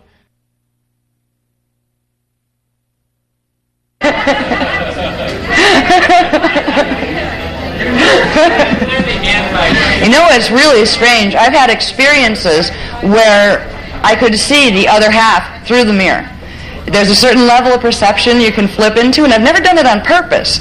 It's like it was time for my higher self to show me something, and I would look in the mirror and I would see this reflection in the room behind me, and then all of a sudden it would change. And I would be looking in on its reverse and realizing, oh, that's my double over there. Oh, neat. You know, so that's interesting to have the mirrored doors for our workshop. It gives us a visual representation of what it would mean to have our other selves over there, in their workshop. Okay. Now, all righty. Okay, now. Yeah, 2 of them over there, yeah. All right. Now, what we were talking about right before we left was basically the history, this hidden history, hidden and forbidden by the Anunnaki history, that culminated in the events that we're experiencing right now. Now, time is simultaneous, so this simply means that in every one of these points on this list of things, which is an event in time that took place that led up to this drama, these are actually things that are happening right now in different space-time coordinates that are coming together with our now to form a holographic projection of their kind of finalization, where the whole pattern gets birthed in the matter. We can change a lot of things and put them into a better probability. Because we're dealing with probabilities. If one goes this way, the other will go this way. If one goes up, one will go down. Right now, we're facing a mass situation that after a whole bunch of frequency, which are time-space dramas, holograms that we've moved through, there's going to be the grand hurrah. at the end of this particular block or time cycle, we're in the middle of the Grand Hurrah, the stellar activation cycle. And if we continue with the programming that we've been accepting, we will not have the ending of that we would like. We will have another beginning. We will go back to the beginning of the whole cycle and go through the whole hologram again. We've done it already several times. So at this point, there's a whole history line. This one goes from 798,000 BC basically to about 33,000 BC. There's another one. This is where, at least I can show you where the Leviathan force, the Illuminati force, came into this planet and begin to infiltrate from within to get control of the stargates. They also begin a process of systematically raiding each of the 12 tribes races. The 12 tribes races were the 12 tribes of human races that were put here, one tribe for each stargate. Each tribe and the people that were in the tribe held in their DNA templates extra coding that had to do with their security clearance to run the planetary Templar grids. Now, the Anunnaki races got into incarnation on this planet through the hybridization program. Some of them were fine and stayed loyal to the Emerald Covenant, and they have been persecuted just as much as anybody else by the fallen angelic races. In fact, they're more persecuted because they're looked at as defectors, and they're fallen angelic collectives that they had originally incarnated out of and then decided they didn't want to be a part of anymore, tried to teach them a lesson. So they have had hard lessons too. But then there are the Illuminati races of both Anunnaki and Draconian form, who now are walking around in hybrid human forms that look like our forms, and they're still being subconsciously and subliminally controlled by the fallen angelic collectives that they originally incarnated out of. They look like humans and they think they're humans. They don't know there's a difference, because on this level they're kept ignorant to anything else they're connected to, because as long as they're ignorant, they're not going to make any other choice. They'll just follow the impulses. These are the people who are being given channel clearance, which means they have certain implants that plug them right into the matrices so they can translate their information down. That means that they can be walking spokespersons for the fallen angelic collectives, teaching twisted mechanics, doing this, doing that, to literally mobilize humans, because heck, they're human too, to mobilize humans to run the planetary grids in reverse, because that's what the objective of this whole game has been. They need to get a critical mass of reverse spin. They already have the density 1 planetary Merkaba field spinning 90% or 80% in reverse order. They have 20% to go that they had to wait until the Stargate opening cycle to complete. For them to get control of the halls of Amenti, they had to get control of the Merkaba field on parallel Earth and the Merkaba field here. Wait till the stellar activation cycle. Get those both in reverse beforehand. And in a stellar activation cycle, when the natural blending of the timelines between parallel Earth and here would occur through inner Earth, the reversal would throw the crystal pylon temples of inner Earth into reverse spin. It would reverse inner Earth stargates. If they get control of inner Earth stargates, they get control of the crystal pylon temple network and the halls of Amenti on a reverse spin, which means they have gained control of this time matrix. So it's a big game that's been going on for a very long time.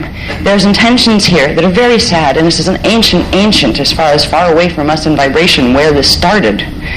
This started back literally 250 billion years ago in our timeline terms. But again, we've cycled through 2 destructions of the human lineage on this planet because of the same conflict. Just in the time we were seated on Earth, there was the near destruction of Tara and Density 2, 550 million years ago. That's how we all ended up down here after that, trying to repair the damage down here to get things back to where we could repair the damage on Tara and work our ways back out. We're in the middle of a situation where we have huge power at our disposal, but we don't know that we have it. We have the ability just in doing what we were created to do, which is to be at peace and be peace, to be in love and be love.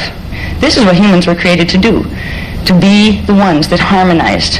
We were the healers and the harmonizers sent in to restore the natural integrity to the energy systems and the beings in this time matrix to help them all. If we can remember what it means to do that, we will be able to heal this. And there's not going to be the wars. There's not going to be all the things that the Anunnaki and Draconian races were both intending and projecting outward, centered on this time period.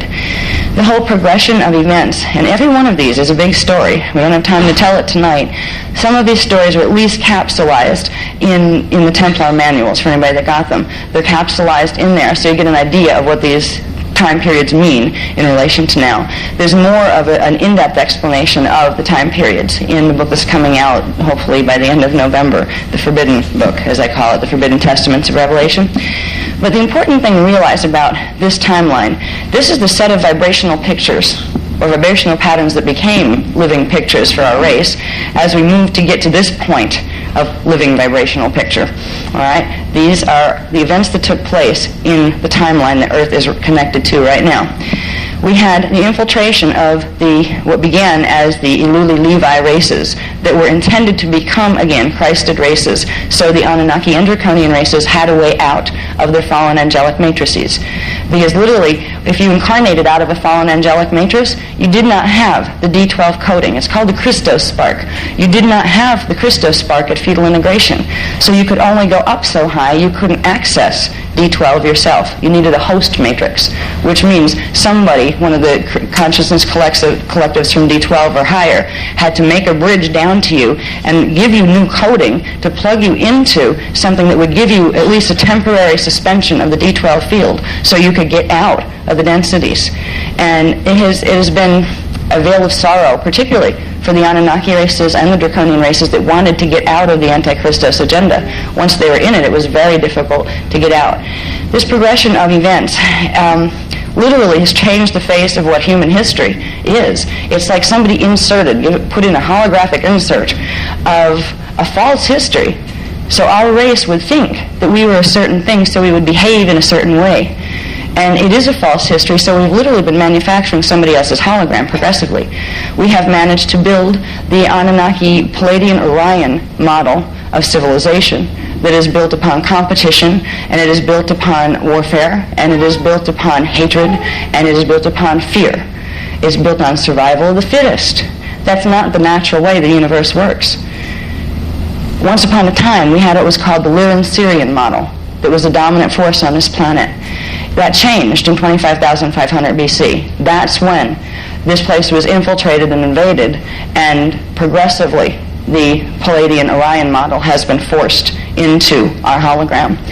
What will be our victory as a species is getting ourselves back to the point, or up to the point, of vibration, where we get to walk the hologram again of what it meant to be part of the Lyran-Sirian model of civilization, which was built on love and cooperation, sharing of knowledge, healing of things that needed to be healed. It was the Christos agenda. It was the Christos way of beings interacting with each other. And it was the way that the Emerald Covenant, the Founders' Emerald Covenant that was made so long ago, 950 billion years ago, in our time, in relation to time here, is when the Emerald Covenant was started for this time matrix. It was an agreement of coevolution, loving coevolution, that was meant to keep this time matrix in balance so we could experience polarity in a gentle way, enjoy the benefits of it, learn things about ourselves. But it was not in this time matrix meant to go to such extremes that several times this time matrix has almost imploded because polarity and consciousness has got so out of balance. We're at a cusp of a new beginning or a new ending, and they're all the same. Beginnings and endings are all the same point. We can either repeat the problems, the patterns, and they are problems if you have a desire or a preference to return to Source in wholeness and awareness of what you're doing, or to return to Source as space dust. Either way you're going to return, but when you return to Source as space dust, you actually return to Source but stay in the time matrix. You don't do the full expansion out. You end up as particles here. You're still in Source. You're not separate from Source. And other things you will be the creative ground that other things are put in, other things that are evolving and accreting their memory and becoming the wholeness of Source, not just residing within Source as fragments. It's definitely a preference. All right? It's not all neutral. If it was all neutral, we'd have a static universe, and we wouldn't have had a projection in the first place. There is an advantage, and Source has a preference. This is what a lot of people don't realize, especially if they follow twists that have been put here by Anunnaki races. Supposedly, Source doesn't carry the weight, just accepts it all and loves it all, and it's all fine, so Source does nothing. That is not the way it works. Source does love all. What Source does, because Source loves all, is when it sees imbalance coming to a point where Source has an intention for a time matrix or a system or a being or a person. And that intention is getting so twisted and so far bent away from its original that it will never be fulfilled, and the being or the consciousness that was born to fulfill that intention is going to be turned back to fragments rather than to its fulfillment. Source knows, because Source feels us, what it will feel like to that being to be ripped apart from the inside out. It knows the longing that particles feel when they think they're all alone or when they experience themselves as random. Source has within itself the force of chaos and the force of order. The force of chaos was created for one reason. You cannot have the force of manifestation without polarity. The force of chaos was created as you needed to create polarity. You needed the negative and positive charge electrical particles just to set the whole projection of hologram in motion. Chaos was not created as the natural state of the universe. It was a byproduct of the original intention, which was to experience the joyful playground of beings being able to know themselves and experience themselves. It was originally a very safe place and comfortable place to be. You could explore things, but it was kind of like exploring it almost like on a computer screen where, oops, that one got shot, well, that's okay, because you know dead isn't real, that kind of thing. There was an innocence and a harmlessness to being in manifestation here in the original intention. That has changed and has bent so far from its original intention that, again, we're faced with a situation that if something wasn't done, if intervention wasn't brought here on Source's behalf and as Source, representing the original intention. We're all Source, including the Anunnaki and the ones who pretend they don't know Source right now. However, if they continue to hold the balance of power, the result of that is going to be that before the end of the next cycle, which is a cycle of vibration that becomes a planetary time cycle, this planet was going to explode in 2976 AD. If intervention was not given in the stellar activation cycle, it would have not made it to the next stellar activation cycle to fix it. It would not have been brought back into balance, and it would have begun a process, a chain reaction. This would have ended up as a phantom planet that would progressively have allowed the infiltration of the halls of Amenti, which would have culminated in this entire time matrix becoming a phantom time matrix cut off from the grids. That's just a lot of work for Source, because Source will not simply leave parts of its consciousness scattered for eternity.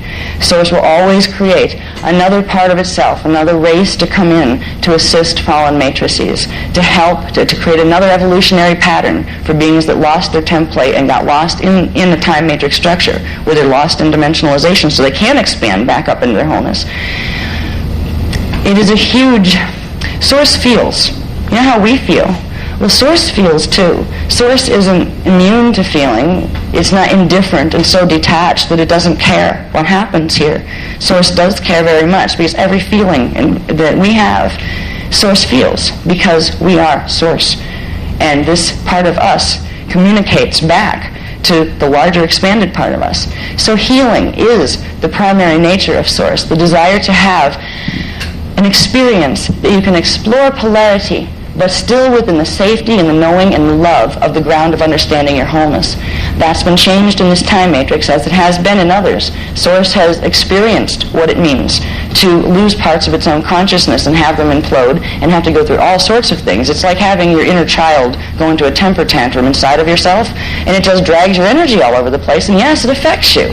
It affects how you feel. It affects what other things you can create, because it's creating a blockage in your own energy. It works in your mind that way, in your consciousness here. It works in Source's consciousness that way too. So we are on a healing mission. The human beings always have been. That's what our intention had been, was to come in and heal the things that were going out of balance here. When we look at this history that is just starting to be revealed to us, it's amazing. When we get through this point, we get up to several attempts of takeover. We get into a nearly complete infiltration of the hybrid lines, where at this point we have all sorts of people in human bodies on the planet that half of them aren't human. But the percentages are not as large as they would like them to be. There was a reason why certain twists on spiritual teachings were given, such as the procreation issues dealt with in what's now called the Bible. You know how Catholic people are taught that contraception is wrong? that you should, women end up pregnant over and over and over again when they're not supposed to have a choice. God decides that for you. There was a race for critical mass. Who could get the most of their souls incarnate on the planet? Because whoever was going to run the Merkabahs at critical mass was going to be the ones that would be able to be the guardians of this Templar. So certain rules were put in by the fallen angelics, twists on original teachings that taught men to suppress women so women could be forced into being breeders, so they could get more and more of their consciousness into human form on the planet for this grand hurrah period of time, this star activation cycle. This has affected every one of us deeply and intimately, all through the last 20,000 years. Now, when we got through this point, this was a progressive infiltration of the hybrid lines, which was, an opportunity was seen where you could get yourself on a planet you wanted to take over. That opportunity was used, and it was used well. They're very creative and they're very intelligent. Now, that went into this scenario, the progression of the Atlantean conspiracy, because this took us up to a period. So the cloister races, the human races that had been evolving here for a long time, the 12 tribes, they were the ones that created the Atlantean civilization and the Lemurian civilization and all of the ancient civilizations that even came before that. These civilizations were being progressively overrun by the hybrid races that now held fallen angelic consciousness. They were being infiltrated because the Iluli-Levi race line had the ability to direct procreate, live procreate. They did not have to go to a laboratory to make a hybrid. That was their big opportunity. They could get themselves on the planet and they could start hijacking 12-tribe human evolution, because they wanted codes that were in the DNA templates of the 12 tribes. The 12 tribes human races hold the key codes to the planetary Templar, the security locks, that you can't access the grids unless you have them in your DNA. The Anunnaki didn't have them in their DNA.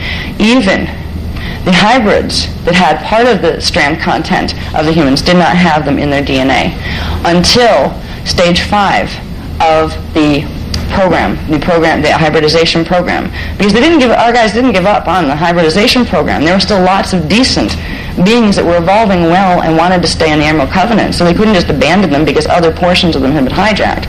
So we've literally been, this progressive power struggle has been building. Now, in 50,000 BC, there was an attempt to blow up Stargate 12 here.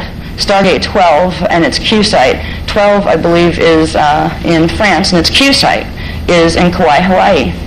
The Q site was what they went after, because if you can blow the Q site, you not only blow up the Stargate it's connected to, you'll also blow into the portal that connects that Q site to the Crystal Pylon Temple in inner Earth. So you blow your way through the vortex.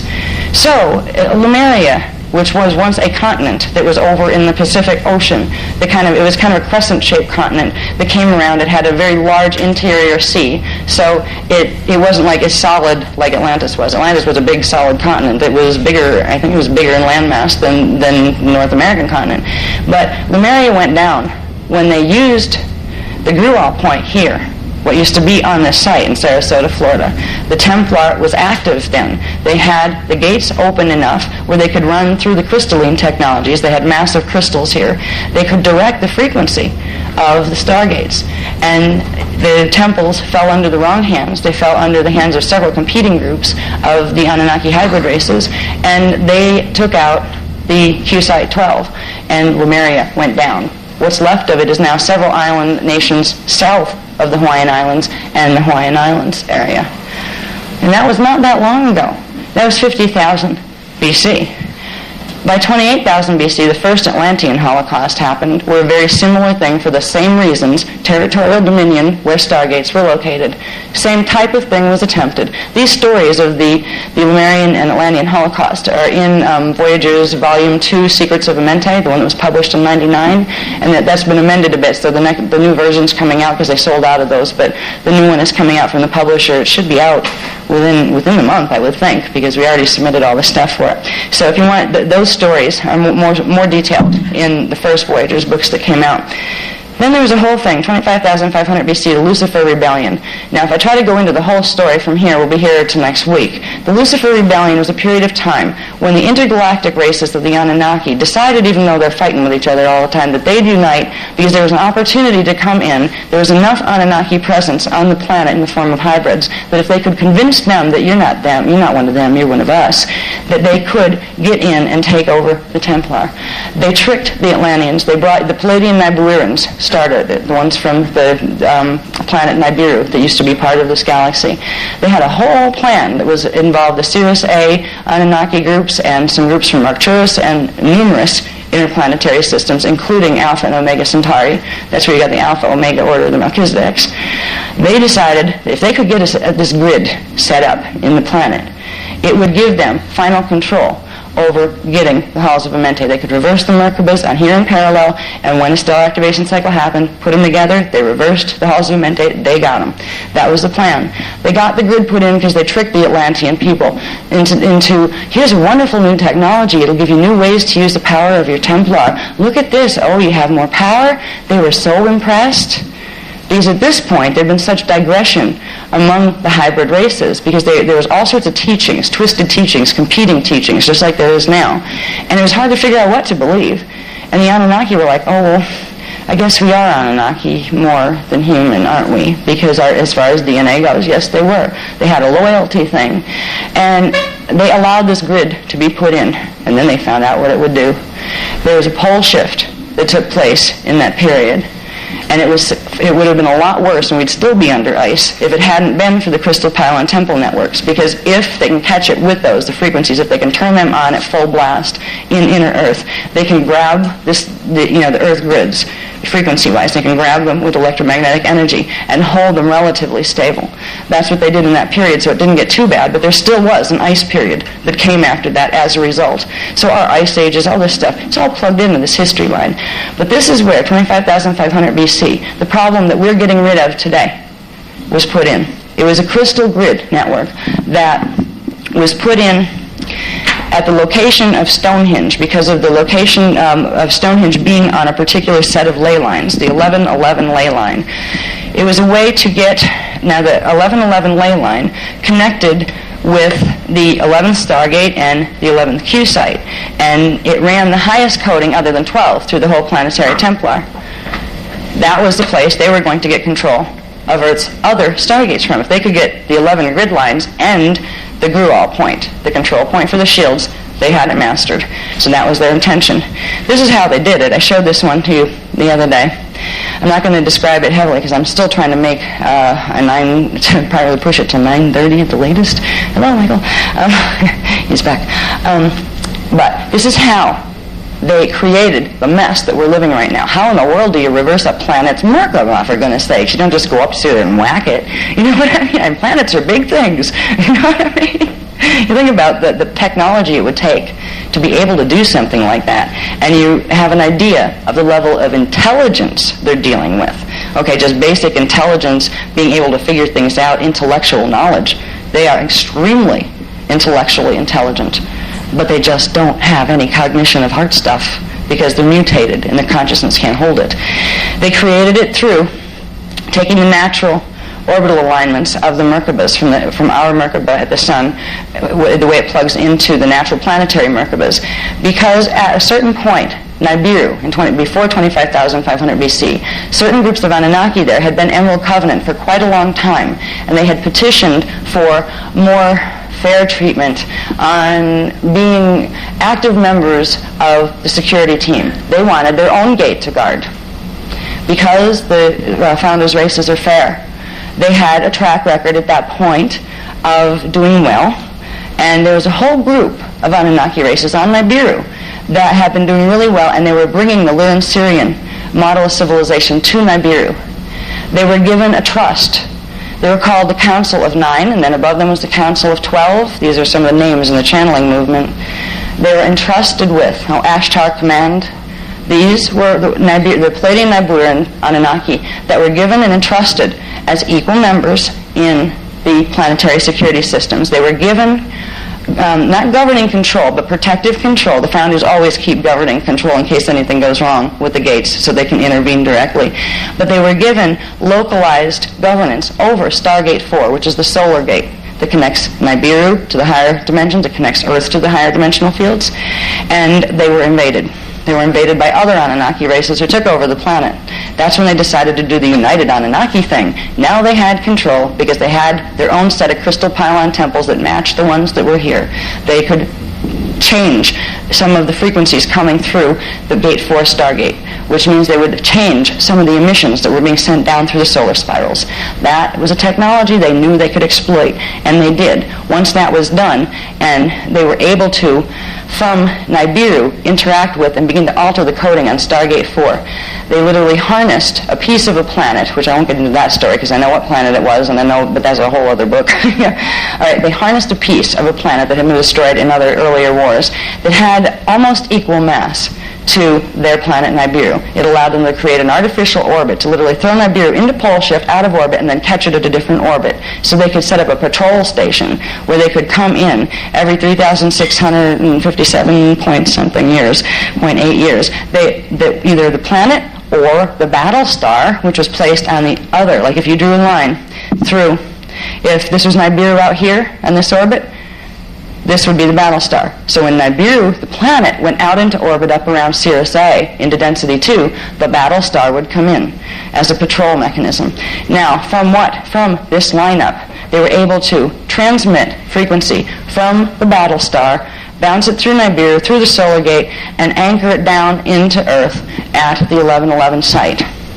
That created, and has been here since, a standing wave pattern that has been being controlled by Nibiru as they've been progressively feeding their hologram and their information and their control mechanisms into the grids. What it has done is called a checkerboard matrix because it blocks out part. If you have 12 ley lines on the planet, which are the energy distribution lines that run between stargates, they're the vertical ones, the main ones that feed everything else. They literally reversed the coding, the fire letter sequences, on parts of each of them. So they would run some of them straight, some of them crooked, some of them straight, some of them reverse. And it literally created a mess out of the grids, and that's what it did to the DNA of everything on this planet.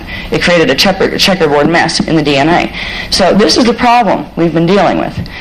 The problem has created amazing things in terms of biology. What it did on the personal level for people. Now this is a diagram of the 12-strand DNA pattern. There's just a 12-strand. You'd have like several of those, 12, 24, 36, or 48 if you're an indigo. You'd have, other sets of 12. What this pattern did, this checkerboard matrix transmission, standing wave anchored at Stonehenge, connected to Wormwood, the Sun, and Nibiru. What it did was transmit frequency that blocked the D2, D3, and D1 ley line grids and stargates here.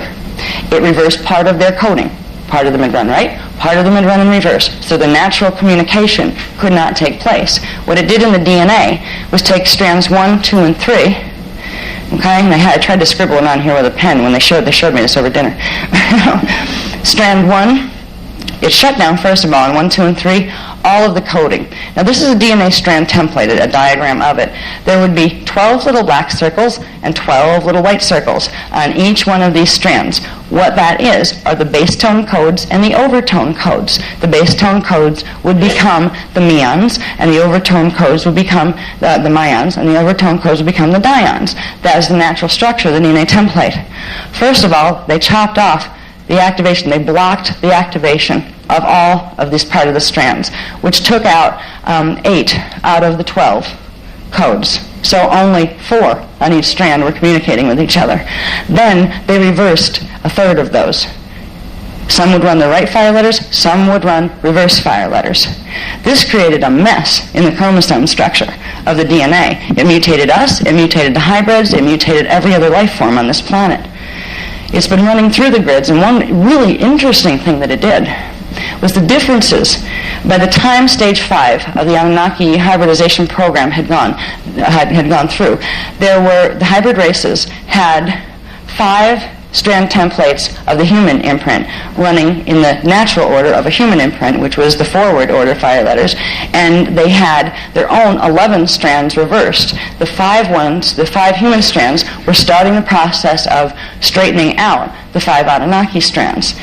What they did by using this grid was they blocked things, reversed the human imprint, portions of it.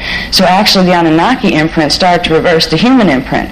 They were creating a super race that had the ability to run Earth's Templar, because with that human strand came some of the coding to run Earth's grids.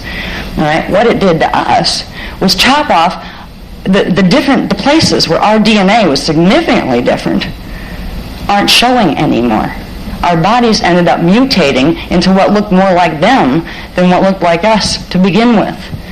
The race we are called now is the Homo sapien II. The Homo sapien II was not intended.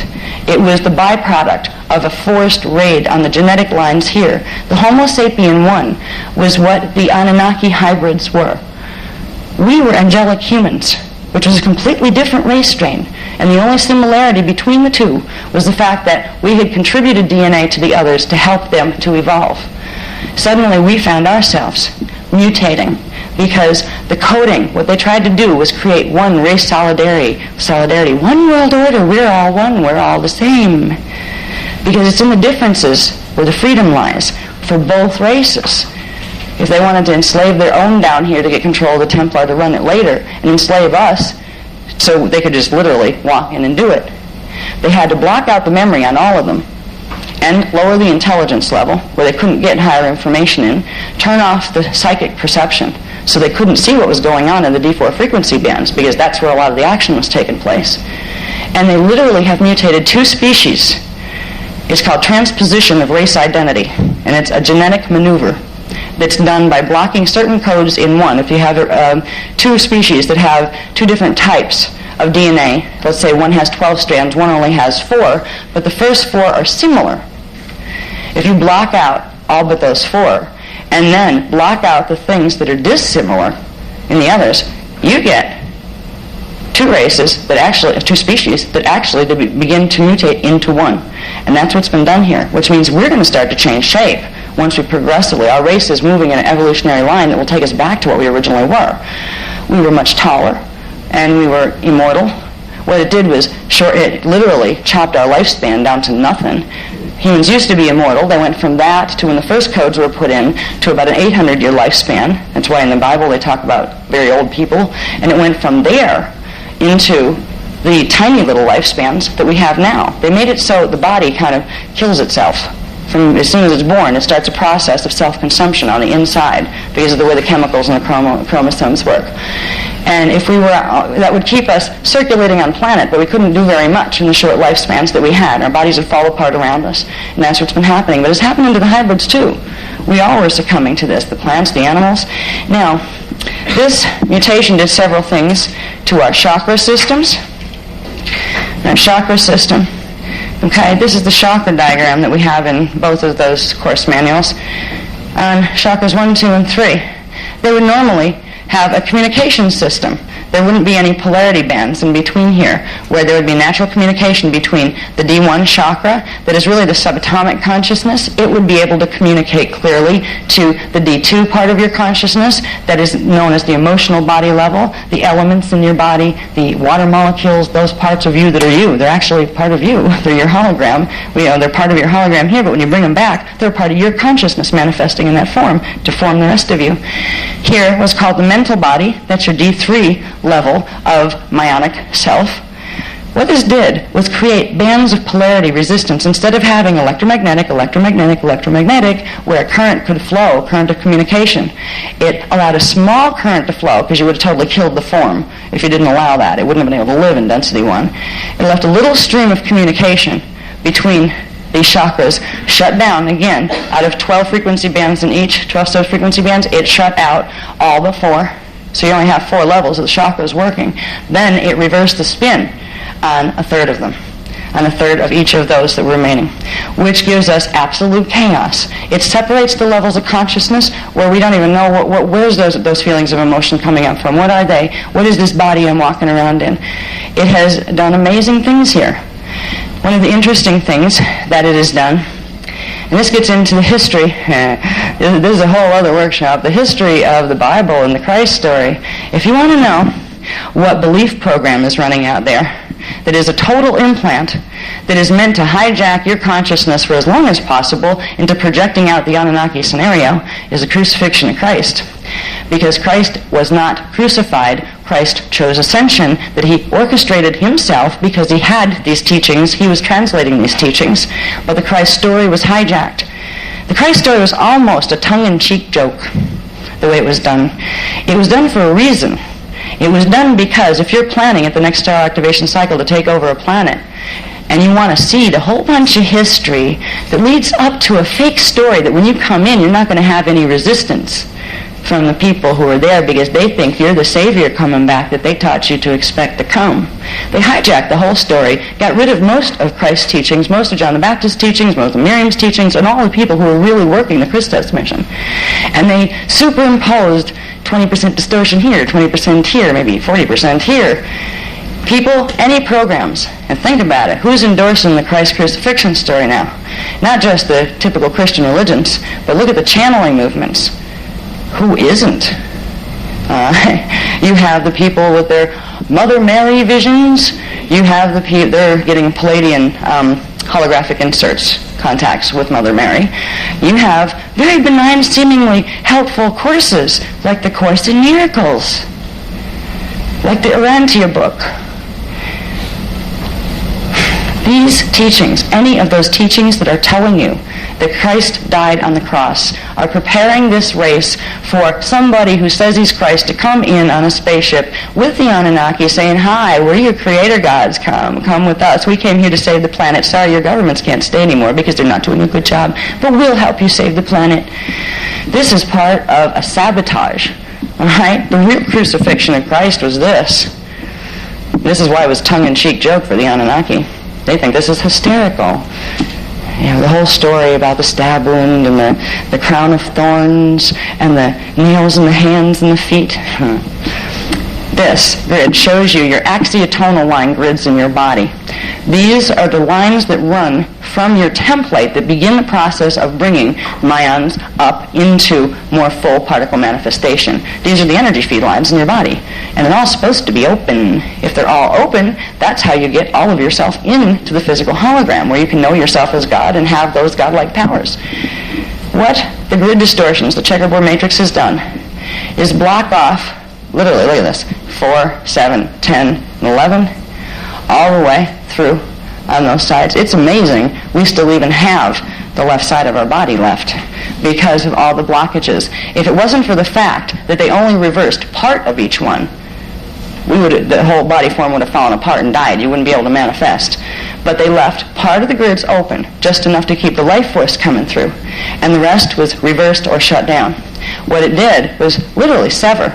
Now these correspond to your strand levels. These correspond to the dimensions of consciousness you will be able to know you have, that cognition, that perception level. Right? It changed. We used to have much larger hearts. The physical organ would be much larger. It was much stronger. It had a much slower rate. Breathing rates were slower. All of a sudden, we're breathing real fast, and our hearts beat really fast, and our lifespans are really, really tiny. All of this stuff is happening because the chromosomes are damaged, because the DNA template's damaged, because the axiotonal lines are blocked. We've been crucified. The inner Christos, the D12 frequency that we have the ability to embody with our own inner Christ, which is what Jesus taught, has been crucified by the checkerboard matrix. And we have literally here in the spleen, this is one of the first things you might start experiencing when you start to get your DNA activating, is spleen pain. Because all of these little black dots, they don't belong there. They're blockages and reversals. So when that higher frequency starts to come in and transduce, the spleen is, part of its function when it's functioning right is supposed to assist in harmonizing the higher frequency energies with the lower frequency energies. So you end up with spleen issues, you end up with all sorts of pains in the legs, pains in the arms, pains in the heart area, you can get lung issues from all this. This would affect heart, lungs. This was the crucifixion, and up here is the real mess. There's your crown of thorns. Literally, the ones on this side of the body, the 4, 7, 10, 1, and 5 lines, are blocked or reversed, which is literally totally altering brainwave function. It's making a division in the consciousness that would be the male and female. It's making an extreme division in the consciousness where it's extremely difficult to bring the two fields together into a unified perception. So this was a real crucifixion story. This is how they crucified Christ. And they think it's hysterical that we run around worshiping a guy on a cross who was never really on the cross. It's a symbol. That when you see a crucifix, realize this is a symbol of your death as a God self here. But it's only a symbolic death that you have the ability to pull out those nails, climb down off the cross, and open up the things, throw the crown of thorn out the windows, and say, excuse me, I've had enough of that drama. All right? And that's what the Azarite Temple is about. We're bringing the teachings that Christ was bringing here, and these teachings are much older than the Christ drama. These are the ancient founders' teachings, and we're resetting the original truth, the original template. That's the work that we do. So I wanted to see what this thing has done to our body. Now I'll show you what it looks like. This is interesting. This is where my little black spider diagram is going to come in a minute. Okay. Now, this map, these are all diagrams taken from the Templar course book, by the way. This diagram shows you the ley lines, first of all. Whoops, that's interesting. I put it on straight and it looks crooked when it gets up there. Okay. All right, these verticals are the main axiotonal lines. Some of them are actually double. An axiotonal line is if you have a stargate. See, that's the circle. It has an axis of, the first one is the most powerful line that comes out. That will be its vertical line, okay? It's literally running vertically with the globe. It will have one that sticks straight up, that literally comes off the globe and connects to the planetary and solar Merkabas. And it has a series of, it's a 6-axis, where 6 lines coming out, and then there's a smaller 6-axis also that comes out. So you literally have 12 ley lines radiating, 12 lines radiating out from each stargate. That's where the planetary grids come from. They're just like those lines in our body. The verticals are the axiotonals. From those come horizontals and diagonals where crossovers happen.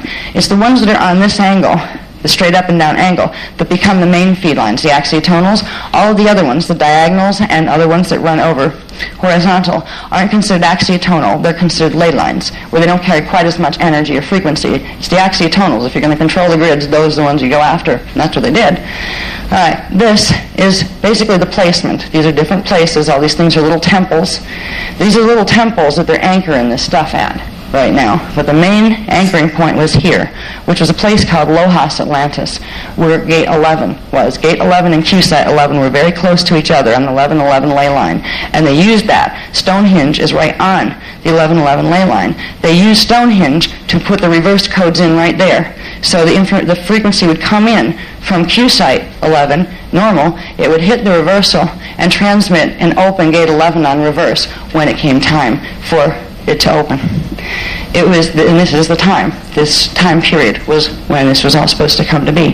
What this mess looks like, this is the spider. It's an 8-pointed geomancy grid that sends out frequency through the ley lines and across them, forming a really bizarre configuration of energy. Now, I try to get these lined up so you can see, because they're overlays. They will, if I get them lined up, line up with each other. All right.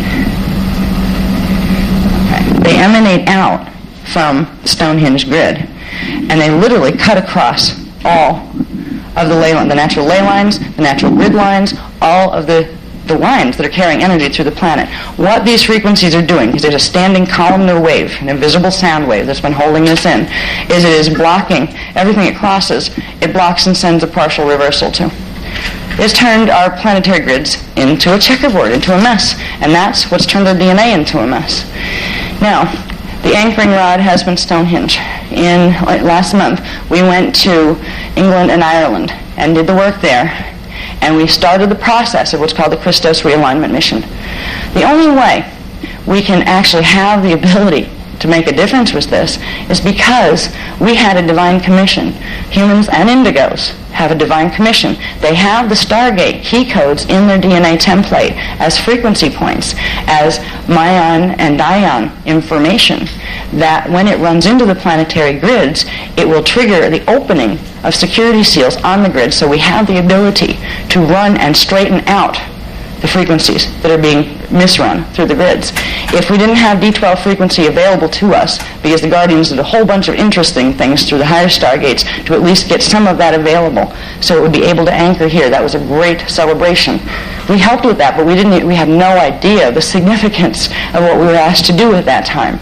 I get a feeling this might be one of those workshops too, where everybody just kind of got together for 5/5/2000, and they just seemed to want to come down to visit me in Sarasota. I was like, all right. Nobody knew why, and I didn't get any information until everybody got there. Then all of a sudden, we didn't tell you something, but we'd like you to know, this is the Templar Rebirth Day party. What? I hadn't even heard the word Templar from them yet. And the information started, and we were given the mechanics to run the security codes and to help to anchor on a 12-code pulse instead of the 10-code that's been running through this planet for 200,000 years. We could finally anchor the full D12 spectrum. And we did, but we had no idea how important it was, or the fact that it hadn't happened in over 200,000 years when we did it. There was just this little group of us, okay, well, what do we do next? Okay, we'll do that. Well, we have the DNA connection to the planetary grids. Let me see if I have this one here. Through something called the Planetary Biofeed Interface System. If I can find that chart here. The Planetary Biofeed Interface System is the part of your body that holds the Cathara grid that we talked about before. And it connects directly to the planet's Cathara grid. Remember that 12-pointed grid that I showed you the other day? It's also the Stargate map grid. Well, our 12 points of our body that run the main frequency connect directly into the planet through the planetary core. Here's what it looks like. It is the Planetary Biofeed Interface System. When we run roundtables, this is what we're doing. We are activating this connection. All right? Our Cathara grid, and there's one I'll show you how it runs through the body. Our Cathara grid runs through our body, and it runs frequency in a distorted fashion right now. But if we open the 12th chakra below our feet and activate our Maharic shield and bring up Maharata current, it temporarily opens the Cathara grid, reverses the reversals we have, and gives us a few moments of hologram where we have our integrity back. It's not enough to hold in the hologram, where all of a sudden we get our normal body patterns back and stuff, but it's enough to run D12 frequency or higher into the planetary grids in nanosecond bursts. Now, let's see, there's one I want to show you. I want to show you where internal Cathara grid is. For the people who haven't seen the Cathara programs. I think this one is it. Okay. All right. These are the points in your body that hold the grid. Okay, so literally this is where the frequency comes in. When you begin to activate your DNA by using Merkaba and using the D12 frequency, that technique, activating the Maharic seal, that is the only way you can get Maharic frequency into your body right now. That's why it's so important. It is the base thing. If you're going to do any real energy work, you need to activate the Maharic shield, and that is the technique you use to do it. You activate the Maharic shield. That's the technique that Phil and Mac ran, Marianne, the first day when you were here. It is in those books, and I don't know if we had any more. Is there anybody that doesn't have a paper copy of that someplace? Because we've been giving that to anybody that we could find. Okay. Oh, good. You all have a Maharic seal? Good. All right. That is how you get D12 frequency into your body. Without that, you still carry that black spider mutation. It's called the Nibiru, an 8-pointed star configuration. All right. You still have that in you. As soon as you run a Maharic seal, you temporarily have suspended that program by overlaying D12 frequency in the right order. So temporarily, your fire letters in your DNA turn back to their natural order. At least long enough for you to run some bursts of energy. Every time you do it, you can hold it more. This is where we get the Merkaba involved. The more you use the Merkaba while you're running the Maharatic current, the more you're imbuing that right fire letter sequences into all the things that are distorted. But if you want to run a Rainbow Roundtable to affect the grids, you can't even access the grids without the D12 Maharatic current. That's why the Guardians have had such a hard time, and the angelic humans have had such a hard time trying to fix this problem before this time. The whole Christ drama was about the team that came in, the team of indigos that came in to try to get rid of this grid by activating some of the D12 frequency early if they could through the Ark of the Covenant, which is a portal passage that comes down under Giza. They tried to use that to bring D12 frequency in so they could release the Nibiruan grid in preparation for this time frame now. But they were attacked by a group called the Hyksos. The Hyksos were the hybrid super race that came up from Atlantis. The Hyksos were the ones that did the exodus out of Egypt. It wasn't the Hebrews, but they took over the Hebrew races. And the Hebrews are angelic humans. They were one of the angelic human 12 tribes, guardians of the gates. And what was done was when any of the Anunnaki groups would come over, the hybrid groups would go into a culture, and they would raid, and they would rape, and they would pillage, and they would take portions of it and say, okay, we're the bosses now. You either follow or you don't. If you don't, you die. That kind of thing. Now, there were choices that the angelic humans had to make.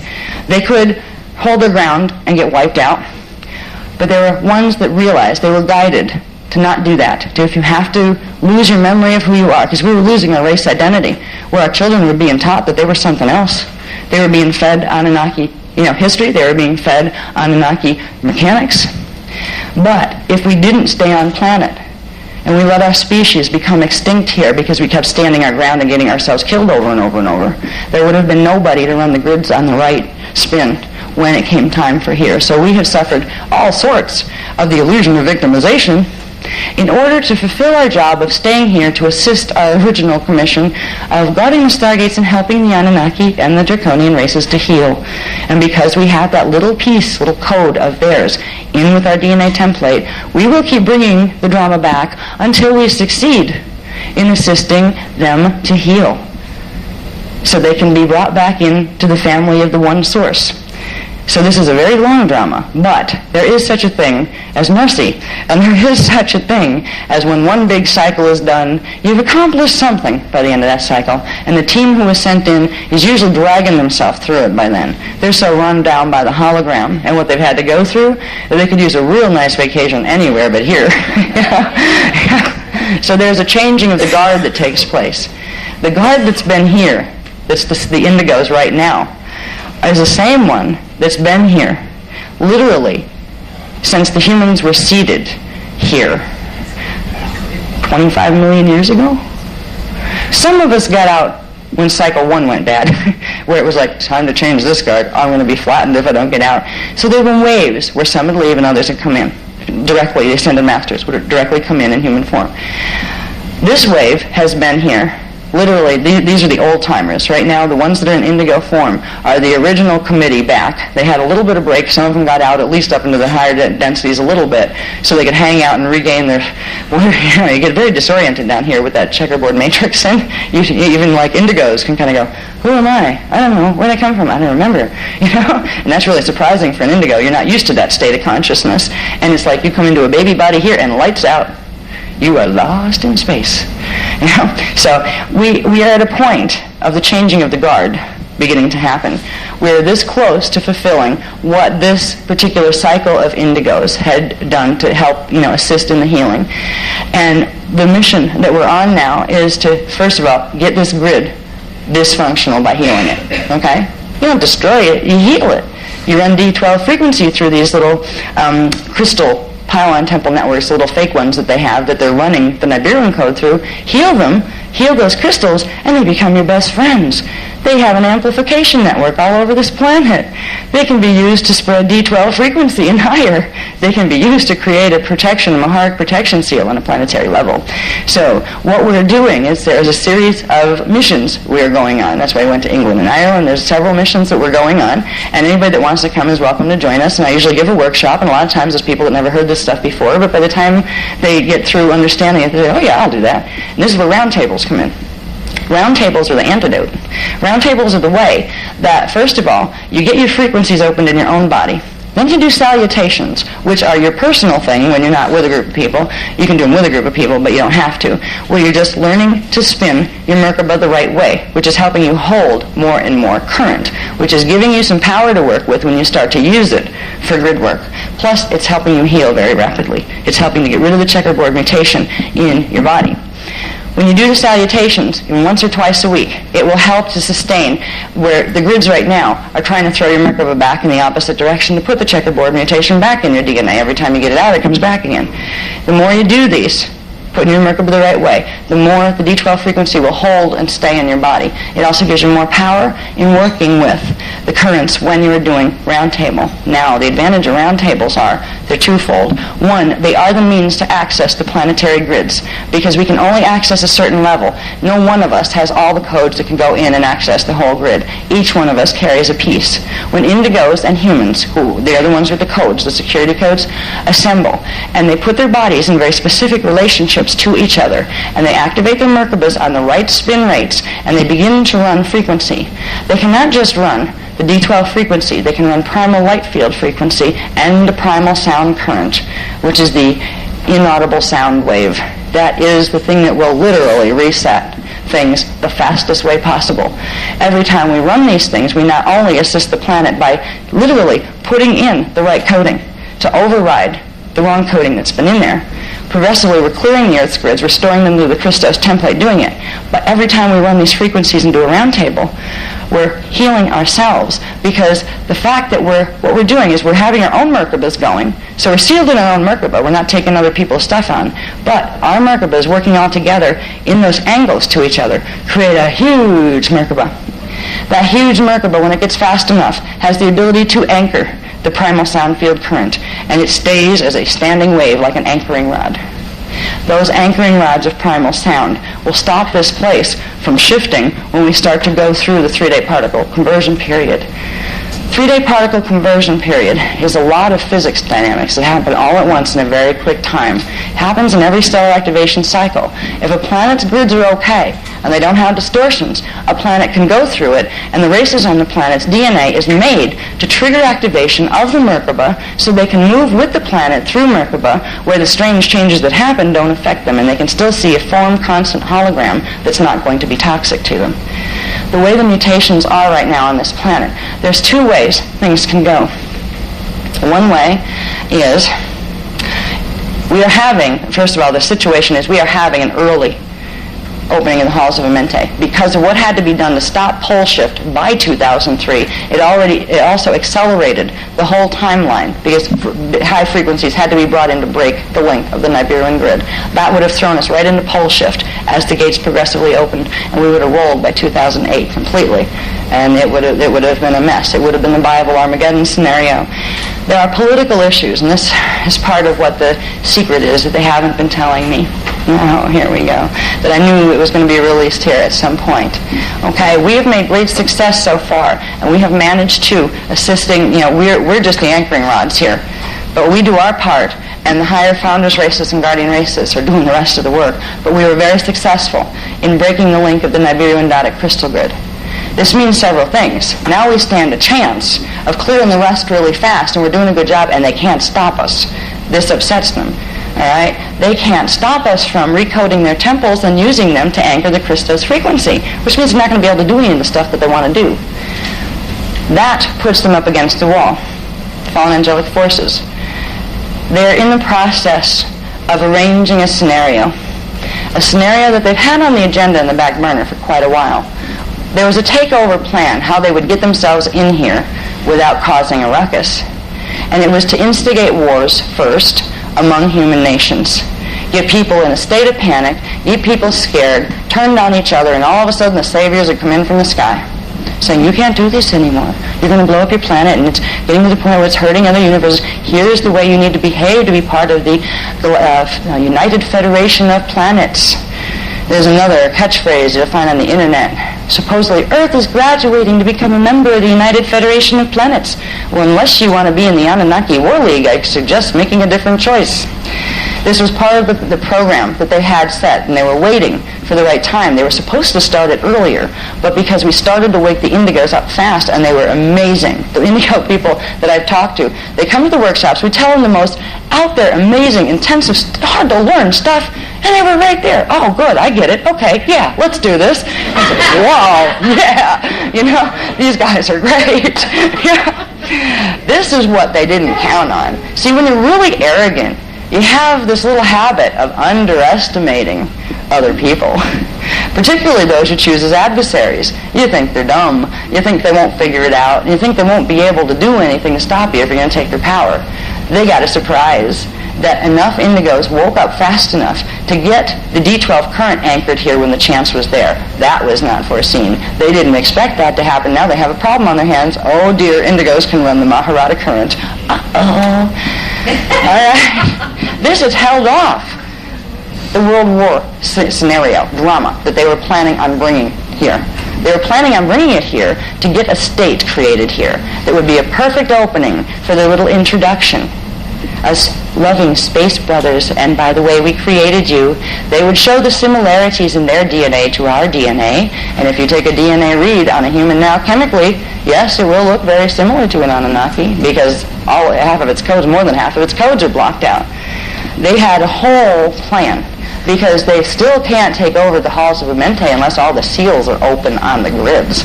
They would have got rid of us a long time ago if they didn't need us. They need the human bodies, and especially the indigo bodies, because they have the High Council seals. All the humans drop their codes first into the grids, and then the indigos come in and open the final release codes that will allow the grids to be accessed so they can get into the halls of Amente, so you can get into the planetary grids. Anunnaki can't do that alone, and neither can their hybrids. So it's a love-hate relationship between them and the indigos, because the indigos hold the final sets of codes that they will not be able to reach for a very long time. They would not only have to become a Christed race, they'd have to fully ascend and come back as a totally different pattern with the full set of codes, which they're a long way off in their evolution to do that. It's going to take them a long time to heal at that point. We were needed. And what they wanted to do was have us dumb enough and blind enough running our Merkabas in reverse, teach us how to drop our codes in reverse, but we didn't know it was reverse, and we would open them on a reverse matrix. But we listened enough to say, wait a minute, what's going on here? Okay. And we have been given huge amounts of data. I mean, I've been killing myself to try to get this stuff on paper. Sometimes there's not even time to get it on paper. They're telling me now that we've been very successful so far. And at this point, there's not much that the resistance, we call them the resistance races, resistance to the Emerald Covenant, resistance to the Christos agenda. There's not much they can do to stop the fact that we are going to clear their temples and the grids are getting clear. So what alternative they have right now is to continue forth with their chaos plan. This is coming through.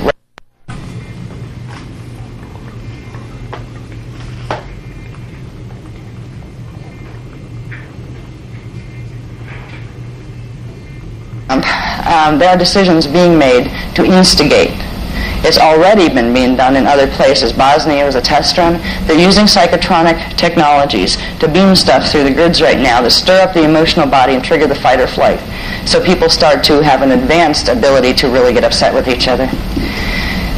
All right, I'm being told that a new program has been instilled as of 2 days ago. All right, as of 2 days ago. I have to remember that is so I can remember what date it is, because when I'm doing this stuff here, translating, I can't remember calendars here. All right, as of 2 days ago, there has been a new psychotronic program that's been released here on the planet, and it's starting to directly affect. It's a very powerful one. It's the beginning. Okay, it's the beginning of a frequency fence.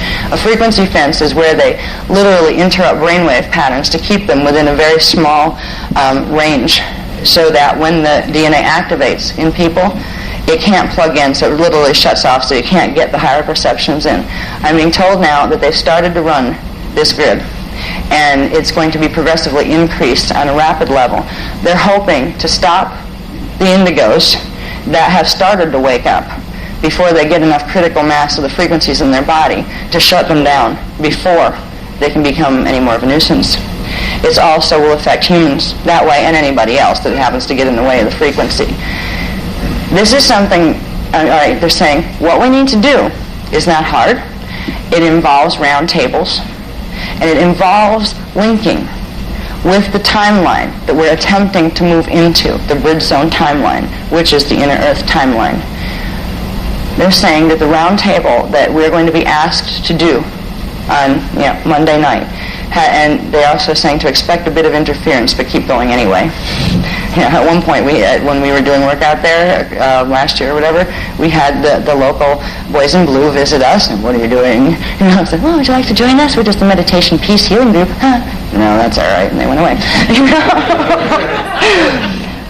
they're saying there is more to this, but what we're going to be asked to do is do a round table using the Vesica code in a way that will assist to link into the planetary grids and then link into the inner Earth planetary grids. And what it's going to do is link the indigos to their inner Earth counterparts, and then their counterparts to their Terran counterparts in density 2. And it will create a strong enough frequency in the indigos that it will block the effects that the psychotronic device will have. The psychotronic device is only a beginning. There are political machines being set in motion at this time because there is a tentative date for the beginning of 2003 as a target time to begin. It will involve disruptions in financial issues and communities. It is suggested at this point to become aware that it is a time not to be frightened, but a time not to be overly attached to monetary issues. It is a time to look on the internet, on those conspiracy theory networks, and to see what they suggest for if FEMA gets put in motion. If martial law went down, what's the best way to prepare? They're trying to tell us that the scenario that's been on hold for a while has been set in motion. And I just found they're just telling me this now. It's not something to be worried about, they're saying. It's something to be aware of. It's something that needs healing, a healing response. So we don't go into fear on it. We realize that with the work that we're doing, if we can realize the significance of the work we're doing, now using the Vesica, that's much more powerful than I even have any idea. I can feel there's a huge amount of really important stuff behind using that code. But right now we're being taught how to use it in a way where we can link with our parallels while we do our Merkabas individually, which will help us. It'll create our protection field where it'll bounce the psychotronics out. They're using a D11 reverse psychotronic, which is a really high-level transmission. All right, that's not just normal, government plays with this kind of stuff. It's not just one of those. This is, okay, you took out our main grid. Well, where we still have a few, we're going to use them, right? This is one of the main areas. Oh, wonderful. This was the activation site, I'm just being told. This is why it's been like me here. I moved here, and I said, there's something with this place. It's a lovely place. It's a nice high energy. But there's an undercurrent of something weird here. And I couldn't figure out what it was. I've been progressively learning that the flash lines are much faster here. Everything is intensified here. And they're just saying that this is the temple complex, that they've anchored this in, and they're now spreading it through the other ones. But this place is amplifying the heck out of it. Now, they can't access it fully. They can only get in the peripheral grids that weren't fully cleared yet. They can't access the Grual directly. It's already anchored on a D12. They can't override that. They can't break that link. Just like they can't break what we did over in Stonehenge. That's a D12, set the pattern back to its right thing. So they have to go for the holes in the grids right now. The only place they can anchor things are the places that haven't, because there had not been enough time yet for the vibration to spread to clear everything. So they're going for the places of power that have not been fully cleared. This is one of them. This is why we were guided to do a round table here.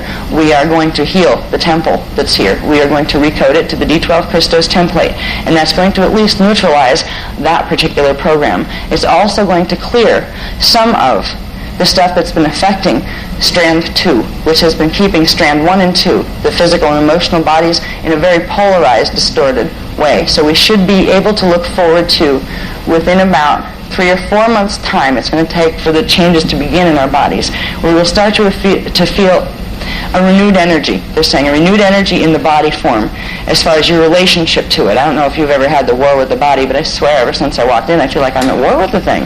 And I'm trying to love it. You know what I mean? All right, I love you, but what are you doing to me? What is wrong? How do I fix this hologram? That's what it feels like. You understand it's a hologram, okay, and I know there's a distortion in there that I have to fix. And I try like heck to do all sorts of things, and it's not responding. What is with the hologram? It has a life of its own. It won't listen to me. It won't listen, because when we think the thoughts and project them from here, or even from D4, they're hitting reversals, and they're coming out. You're amplifying the problem because it's reversing the intention of your thought. So if you're saying, heal, it's saying, unheal. If you're saying, put in D12, it's saying, don't put in D12. But we have the little bit of areas that weren't reversed, that have kept us alive, that we can access to heal things. Now these problems are going to be shifting because of the work we'll do with the round table here. This round table is specifically to clear gate 2 and the second actually a tonal line. There are other gates we will have to clear, and they're saying it's kind of going to be like a cat and mouse game at this point. The winner of this little board game is going to be who has the critical mass of people doing which spin, and who gets to transmit what through what power sites first. If they can get to a power site before us and get a disruptive code sent in, they can affect an area, set it in motion, and it will start to affect the people. They do have the ability, just because the way timing works here, they can trigger conflicts between people. And because they realize that's their only hope right now of putting enough disruption and fear energy, because the indigos clear fear energy out of the group psyche. We're like vacuum cleaners. Right? With an indigo imprint, we came in to help to do that, to help them transmute their karma, to help them transmute their distortions. So if they can get the fields of the general populace all aflutter and a mess, we're going to have a whole lot more mess to clear, and they know it. So it's a distraction tactic that's being used, and it's also has to do with certain things they're still going to attempt to do from Stargate sites that the grids have not been cleared around. And it's going to be literally who gets where first at the right time, because there are magnetic peaks where the spin of Stargates in their grids gets to its highest point, and that's where you need to put the pattern in. So and because the grids are fluctuating so much right now, you can't pinpoint it, this is going to happen next Thursday exactly. There will be a range where we'll know something is going to happen within that range. I'll be waiting for the peak. That's when we need to go out to do it. That's why tomorrow they pinned this one down to these grids peak or reach their fastest spin rate tomorrow evening, and it goes in for about a 5-day period. We'll start it right at the beginning of the peak and get it in as it peaks, so it'll take it up and hold it at its highest. The frequency that we're going to generate by doing a round table is we're going to anchor. This is called a Kundalini round table, not just a Mahabharata round table. A round table, literally, you become a standing wave of light that is literally communicating and sending source consciousness and energy right down into the planetary shields, the planetary grids, where you stand. And it's being amplified, not in your field, but in the shield under you, the whole group. It makes this huge shield of energy that literally, when it hits critical mass, you can see it usually if you shift to D6 perception. So you could try to imagine the color indigo, an indigo blue, and try to see what was happening in front of you when we do the round table, like after the fact, to see what we did, to see if you can pick up anything up on the indigo spectrum, because it'll show it about D6 and higher. If you want to look at what's at D4, use the D4 frequency band, green. You do a scan, just kind of close your eyes, look around in that color range, and you'll start to get perceptions. So we're going to be asked to begin the process of healing a very large anchoring temple, which is this one. We're safe while we're doing it because of the Vesica code. They'll show us how to use more of that tomorrow, but the Vesica code is going to give us the ability to do links, like little circles linking together. You're going to use that one. They showed me a code last night, and I said, ooh, there's something really special about that one. It's a 3-way Vesica. It's a 3-circle Vesica. It's the Divine Trinity. I knew that. I saw it and I said, oh my God, I haven't seen it. I get this. I can almost explain it to people, but not quite. So it's still like on scribble pads, but we're working on that. That stuff should be in with the when the chart pack for this gets done. But they're going to be showing us how to use the 3-way Vesica code, which is literally links you to source and the primal sound fields. The Ascendant Masters levels of ourselves are going to be running this show. We're going to make a link, and they're saying once it's activated within the body, it begins the process of embodying as much of your Ascendant Master's level self as you can. Some people if you have a whole 48-strand DNA template as an indigo, you would be able to literally anchor your whole Eckhart self, which is your whole self at the first level of individuation from source. If you have a 36-strand template, you would be able to anchor 36 octaves of your identity, which is still in the Ascendant Master's range. If you have 24, you can anchor a Rishi range. It's still in the time matrix, but it's still major level of consciousness. All these are above avatar level. Okay? Humans with a 12-strand pattern have the ability to anchor their avatar level. This begins the process as the point of no return. It's saying, okay, I'm ready to be me down here as fast as possible, but as pleasant as possible, hopefully. we're being offered an opportunity to help ourselves. And he said, all right, they're saying there's one more surprise that we'll talk about tomorrow, but it has to do with, we're not just going to leave you hanging with words like evacuations and words like political issues like possibly war. We're not going to just leave you in those spaces. There are things that can be done to make the severity of the hologram that's going to be projected lesser, at least for the groups who are doing the certain things. There's a protection field that indigos can create to try to harmonize and hold off the effects that the psychotronics will have on the people who have smaller DNA templates, who are not going to be able to override this. We're going to be asked to form groups, okay?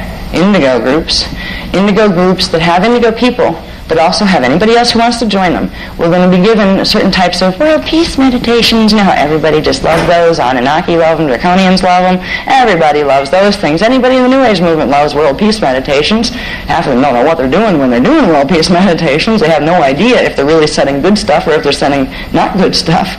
But we're going to be asked to help put out the wake-up call. And you're kidding me. Okay, I had visions of this a long time ago, and I used to think, oh, what a wild idea. Where'd that come from? Must have come from here. I had visions when I first walked in, and I didn't know what the heck they meant, where I saw groups of people all over the planet, little groups of people, psychic people, that were very good with their psychic stuff. They were like master psychics. Didn't know who they were at the time. And they were doing focus groups, focusing on literally nuclear installments. And they were loving the nuclear weapons to death.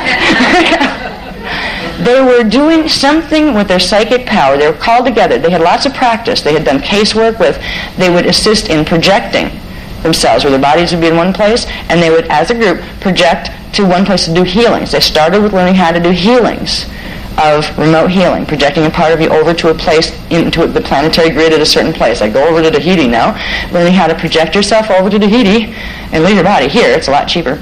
And be able to run the currents here and project them through where you projected yourself to. That group started that way, and I knew that. And I said, what are they up to? Wow, it must be like coming from some place that had a war or something, where they were trying to stop a war or something. Duh. I didn't know it was going to be this place. It looks like what's happening. And what they're telling me is happening is we're going to be asked to start forming groups that start doing casework with anybody that wants to help. Of course, they have to run the Maharata, because you can't access enough frequency to do that effectively, to do even a grid healing someplace else, or go to a person and do a healing in the astral with them. You can't pull enough frequency to do a real effective job that's going to stick. So the reason you're going to teach people how to do the Maharic Seal is if they want to be good psychics and learn how to do it well, they're not going to have enough power if they don't. People that are being messed with by the Draconian or the Anunnaki races have a big thrill about metaphysical development. They like power. They want theirs back. So they'll play any nasty little game they can think of.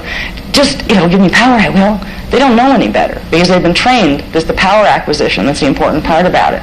Let them start there. Start where they are. Love them anyway, but teach them well. The only way you're going to get enough power to do the good stuff, obviously you already know how, right, is to learn how to do the Maharic Seal first. They don't want to hear about Anunnaki. They don't want to hear about Draconians. They don't want to hear about they have a world service mission, some of them. But if they can get power to get into, the astral field on their own, or actually to get more of themselves together, that'll help them grow when you start to work with that, because if they have field infiltration, the Maharic Seal will start to burn it off and neutralize it. So they'll start to get free, where more of their real focus will come in. And then they will be more willing to work with planetary healing, even if this kind of stuff would scare them to death. Indigos can deal with this kind of stuff, most of them. I haven't met many that go running out the door going, I got a few that kind of go, see you later, I'll deal with this later. And then they come back going, I thought about it, and when I first had an emotional reaction to it, it was kind of really intense for me and a little too heavy, and I'm used to light, love, and clueless, and oh dear, this isn't.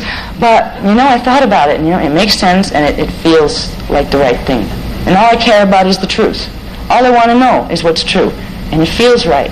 So they've come back and said, we'll work with this, even though it's scary. Some of it's scary. So we're going to be asked, and there's going to be information given on setting up groups in whatever areas we are. They can even be done through the internet. but distributing certain types of techniques. We're going to learn some techniques tomorrow night. They're telling me that tomorrow we're going to learn some techniques to link ourselves to our inner earth cells, to the Terran inner cells, to the Tara cells in the higher, the higher time fields where in density 2. It will create enough frequency to hold us stable, so our fields will be protected from the psychotronics. We're going to be, at some point, shown how to assist other people to do the techniques that will allow them to plug into that field, where they'll still have their Maharic seal up, so they're not going to take anybody else's stuff on. But it's not like a group Merkaba, where you happen to open your fields to everything else in the group. That's what anybody that's teaching Merkaba is doing if they're not using a Maharic seal first. They are literally having you open your fields to take on everything else, so the stuff you're taking on from each other isn't the stuff you have to worry about. It's the stuff you're taking on from the higher dimensions, like half of the Anunnaki League. That's the problem. You won't be teaching people how to use Merkaba that way. You'll be teaching them how to do neat stuff, if you want to. You don't have to. Just hold in frequency yourself. If you don't have time to deal with things like that, and it's kind of like, well, I don't have time to save the planet right now. I'm too busy. I have to go to work. You know what I mean? Yeah, okay. We're not saving the planet, any one of us. We're doing a job that we commissioned for a long time ago. We're not the saviors of the universe. The universe doesn't need saviors. It simply needs portions of source that come into play roles to keep balances. We're not the saviors. I'm not your savior. You're not the planet's savior. We are assisters. We are helpers. We're here to love and to heal ourselves, and as we heal ourselves, we help to heal the planet and vice versa. So we're in the middle of an amazing drama, and there is a reward at the end of this. If we do well, particularly with getting our fields to where we can run enough frequency, we can make those amazing shifts that can happen in a body that can get you through a Stargate when they open. All right, there's more to be given, they're saying, on the issues of evacuation. They're not saying we're going into pole shift, because actually we're not. But there's still the 3-day particle conversion period to deal with. And if we can't create a strong enough frequency field that will buffer what that means for all the people on the planet right now, there would have to be temporary evacs to bring them in to safe zones. All right. Now there's ways to set safe zones too. The Q zones that when the tribal shield exercise does. Every place you are that you run one of those, you set a safe zone. All right. So it might be as simple as bringing people over to your house or to this nice park down the street that you set a safe zone in. Keeping them in that space for a while. There'll be instruction provided. If it gets where the frequencies are going to be too much and we can't make a buffer, then there would be literally, excuse me, would you like to come to Inner Earth with me just for about 3 days? We'll be back, and it's a really nice trip. We will have the frequency in our fields that will be able to sustain them in a Merkaba. We will have the frequency to be able to open their Maharic shield and hold it for them. They can trigger it open, but they might not be able to hold it open. We can hold it open so they can hold a Merkaba to go through the gates temporarily if it gets that bad. So it's not like the sky is falling, it's time to run, guys. We haven't got that call yet, okay? But we are at the point where it's time, they're saying it's time, we need to be aware that time is moving very quickly and that there are some events that are coming up that are major. They want us to realize, first of all, if we're going to see some weird stuff politically, if we allow that to suck our energy, it's going to mess up what we're trying to do with ourselves. You can look at it and say, yeah, they're just acting according to their nature, aren't they? Yeah, they are. They're not bad beings. They're just very confused. Confused beings do very confusing things. And if you get into a thing and I hate them, how could they? Got to stop them. We're going to destroy them. They're going to destroy us. No, we're going to destroy them first. No, we're not. We're not going to destroy anybody. We're going to love them to death. We're going to love them so much that they either have to decide to do something else because there's so much love, which is a state of vibrational harmonization running through on the D12 imprint, that they can't do anything energy-wise. Maybe some of them will decide it's not worth the fight. They're all offered opportunity to enter the Emerald Covenant. We need to realize that we need to focus, we need to be aware of the negatives that are happening, the things that are of the lower frequency, but we need not to get caught up with them. This is where engaged detachment applies. Yes, it's happening. Okay, I have X amount of energy to deal with today. Do I really want to invest that in spending 4 hours on the internet checking out every move they're making? Or is it enough to keep a little monitor on it sometimes? Yeah, I see that, okay, enough. I have better things to do, like work with my Merkaba spin. You're much better off acknowledging that, yes, there's issues happening, keeping abreast of them to a degree, but don't oversaturate it. Don't get so caught up in, what are they doing this? What are they doing? Don't get caught up so much in the we, us versus them, consciousness. We are all a we here, and we're doing stuff, and you're doing stuff too, and we're all part of a drama, and it is a healing drama, even though it might look chaotic. All right? So there's a lot of things that we'll wrap it up tomorrow with more of a... There's another piece, and I don't know what it is yet either, but there's one more. Oh, okay, that too. It's a good thing, but it's not, it's still on security release, and they're saying, more will be given tomorrow. It has to do with, they're trying to prepare us a little bit for being aware that, yes, we have the power to make a huge difference because we're working in cooperation with literally the universal spectrum at this point. We are working as operatives of Source, and we are doing it in a way that brings love, acknowledging that everybody is a part of Source. But Source does have a preference for if there's a choice between pain or not pain. Source would prefer people itself to learn its lessons in the least painful way as possible. Source is not a merciless consciousness. We're being taught to look at the drama, see where there are things where we can insert our beingness as I am love, I am power as part of it, and I am Source, I am peace. If we can hold that neutral zone while taking action without being attached to the action or the outcome, we will be able to run the frequencies, because every time you get an attachment, you get a polarity. If it has to be this way, if you get scared it's not going to be this way, too much invested in what you'd like to manifest, you get the opposite. All right? We need to be in a peaceful space knowing we're just ascended master beings or rishi beings, and the humans are just avatar beings. We're all equal and beloved in Source. We're in a drama here, and it requires healing. Some of us remember that, some of us don't. Some of us are helping because we remember, some of us aren't because they forgot. It's our job to help them remember if we can. But if not, it's our job to not let them wipe out the whole drama.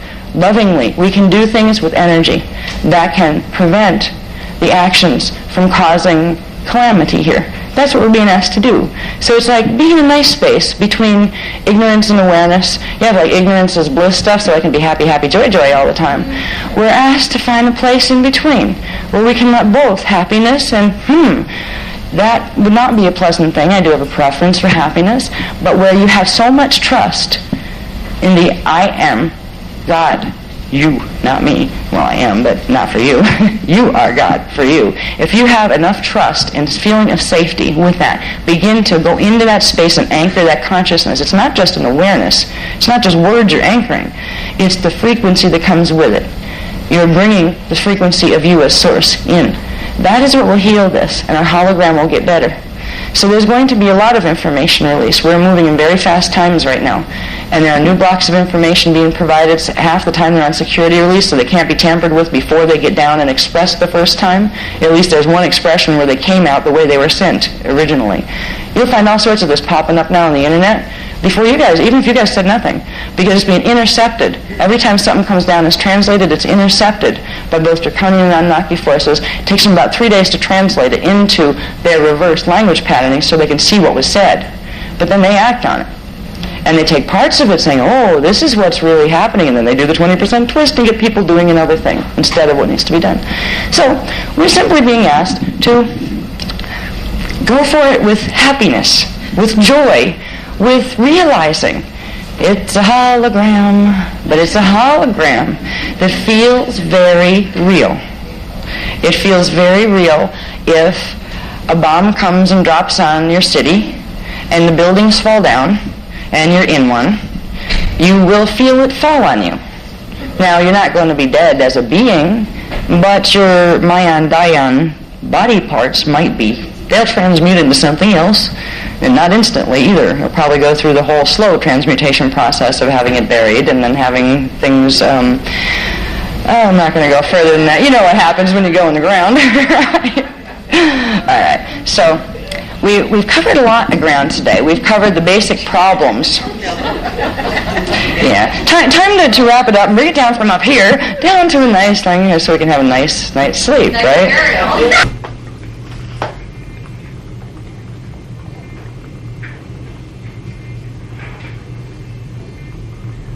that means is they're not time cycles that are natural to this 15-dimensional time matrix or its double. They're from an adjacent time matrix, and every once in a while they temporarily bleed through into our timelines, and their reality fields open into ours.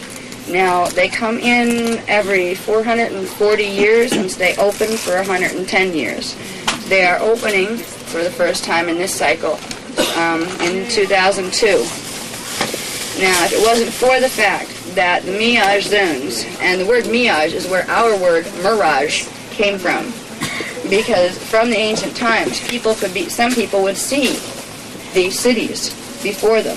Just like if you're out in the desert and all of a sudden you get that heat effect and you start to see the cities. But they were actually seeing the mirage zones. But if they didn't have the DNA coding that would allow them to make the angular rotation of particle spin shift, they could walk right through the hologram and it would not be real to them. Now, the mirage zones are physically real places just like this is if you have your body's particles at the proper angular rotation of particle spin. The mirage zones connect to inner Earth, into the inner Earth portals. Inner Earth is always there, but the portals are usually shut because this place has been like a battle zone since the Atlantean period. The portals to inner Earth are going to be opening because of the stellar activation cycle. And this is a stellar activation cycle that the mirage zones do open during the process of it. It is because of that that the Bridge Zone Project could be attempted. The Bridge Zone Project is a process of trying to assist this planetary system from not ending up in a fallen time matrix. If it had been left alone and intervention wasn't given, the timeline that we were on would have taken us into a failed stellar activation cycle. It would have created pole shift. That was what was being predicted in biblical revelations. And we wouldn't be worrying about it in about 10 years. We would all be not here anymore. Well, because of the intervention, the Bridge Zone Project is the name of the intervention, the mechanics that are being used to create this intervention. We are going to be able to separate the timelines, the lower vibrating or the lower frequency particle base and consciousness of Earth will not be able to make the shift into the bridge zone, but the people that have a minimum of 4.5 strand DNA activation will be able to make the shift into inner Earth. Now, the mirage zone becomes important because you only need 4.25 strand activation to make it through into there. It's not quite as much as having to have all of your fourth and half of your fifth. You only need a quarter of your fifth strand activated. It's not just activating it, because indigos can activate those strands temporarily. It's activating and holding the activation as your consistent particle base, which takes a lot more time. You can activate them temporarily, and then they shut down again. That's how we've been running frequency and all of that. If the planetary grids do not sustain a fifth-dimensional activation, it's very difficult to sustain in your body a fifth-dimensional activation or strand 5 activation. So the mirage zones create an opportunity for, if there are links made, frequency links and major frequency links made between Earth's Templar here and planetary shields here, and inner Earth's planetary shields through the mirage zone and into Sirius B Stargate 6, which is where the support will come so the place doesn't roll during the stellar activation cycle. The mirage zones are going to offer an opportunity to fulfill the Bridge Zone Project. Now, I talked in the beginning about we got the word that evacuations may be on the roster, and not yet, but it may be coming to that point. The mirage zones offer an opportunity that if the indigos can wake up fast enough, there's something that can be done to avoid that necessity. Now, the evac, if it did occur, would be done very close to the 3-day particle conversion period. Every stellar activation cycle that commences and goes through its cycle has what is called a 3-day particle conversion period, where literally the portions of the matter base and the consciousness of the planet that are capable of holding the higher frequency will, their particles or atoms will convert and reappear in a time in the next time zone. All right, they will literally disappear from here and reappear in the usually it's the Terran time cycle. Usually you don't have to go by way of inner Earth. You actually transmute through to inner Earth where the halls of Amente stargates are, and then go up, and you'd end up manifest on Terra. Now, because this stellar activation cycle is not a perfect example of how they're supposed to run, because the planetary grids have been damaged for so long, the process will involve this literally the planetary base being shifted into alignment with inner Earth through the Miyaj zone. Indigos incarnated to assist in this process. Indigos have the ability to run extremely high amounts of frequency. They can anchor the primal sound field codes from beyond the time matrix. Those frequencies act as a stabilizing rod, which means if we are able to anchor enough, it's like making big pillars of invisible sound that connect directly through into Stargate 6 and all the way up into the primal sound field, that will hold the link that is being made between this time cycle, the Miyaj zone, and inner Earth. Now, what I didn't know, and this is the new information that was given, there's something called, two things. One thing is called a bivector code. This is the Vesica Pisces symbol that we see. Our guys don't call it Vesica Pisces, I found out. They call it the Biveca code, B-I-V-E-C-A. There's also something called a Triveca code. The Bi and Triveca codes represent the mathematical coding releases for time continua. The Biveca code releases two time continua into each other, and the Triveca code is the code that can take those and link them into inner Earth. Now, inner Earth is the time continuum cycles that runs on the trions. So it's the trion continuum, where you still have polarity, but within the unity of the whole. It's a much higher space to evolve in than here. I just got attacked by the tree. It's throwing berries at me. Okay. Now, the new information that's being given, there's a couple aspects of it. The most important thing, first of all, is an explanation of part of what the Indigo Project is, the Stewardship Initiative. There's a necessity of creating a minimum of 144 major trivecta zones, which are done by doing what are called trivecta roundtables. That means we'll do a roundtable the way we're beginning to learn how to do them, but there will be codes added. We will be using the bivecta and trivecta codes and literally imbuing them in using our Merkaba spirals, imbuing them into the planetary grids and also into our DNA template.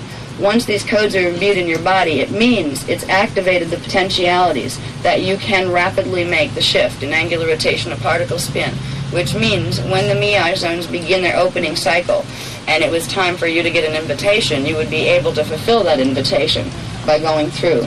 Now, the Indigos have the ability to embody these codes first and to hold them and integrate them, where even 12-strand humans would have a difficulty doing that. They don't activate as quickly as Indigos do.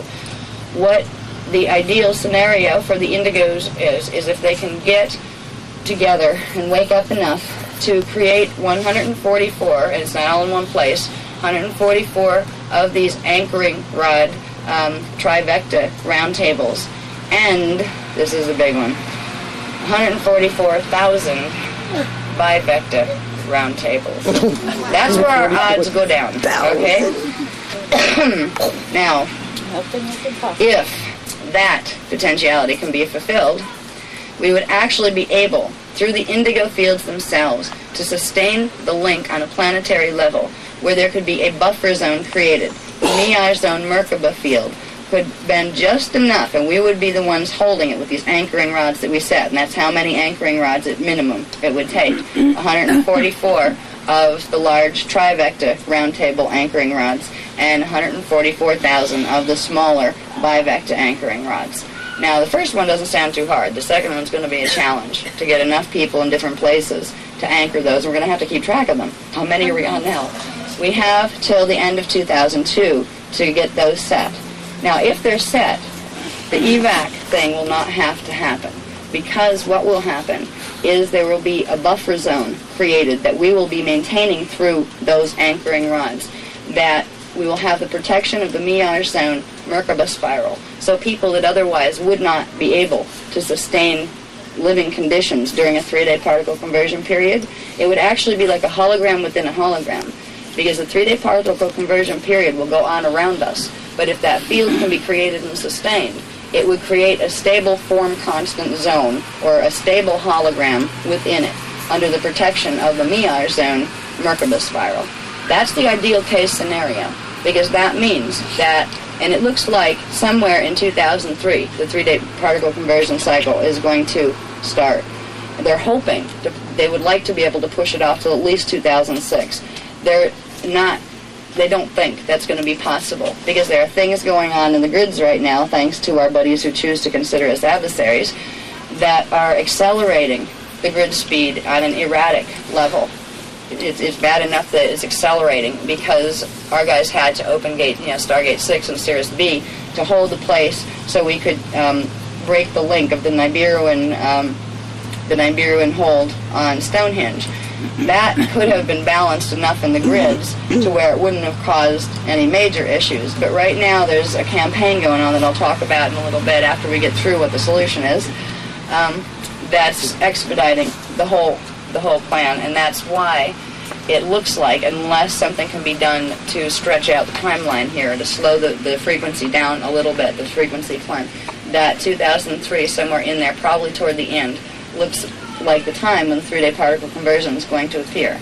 Now, 3-day particle conversion is interesting. In the Voyagers book, Voyagers Volume 2, the original printing, it explains some of the things about what that looks like. It's on the 3rd day of the particle conversion that the final separation of the timelines takes place, which means that's when the matter base that can't hold the higher frequency goes into the phantom time matrix probability, and where the grid zone, we completely separate from that, and then from there, the ascension cycle, when it goes all the way up to Terra, would happen. Thank you.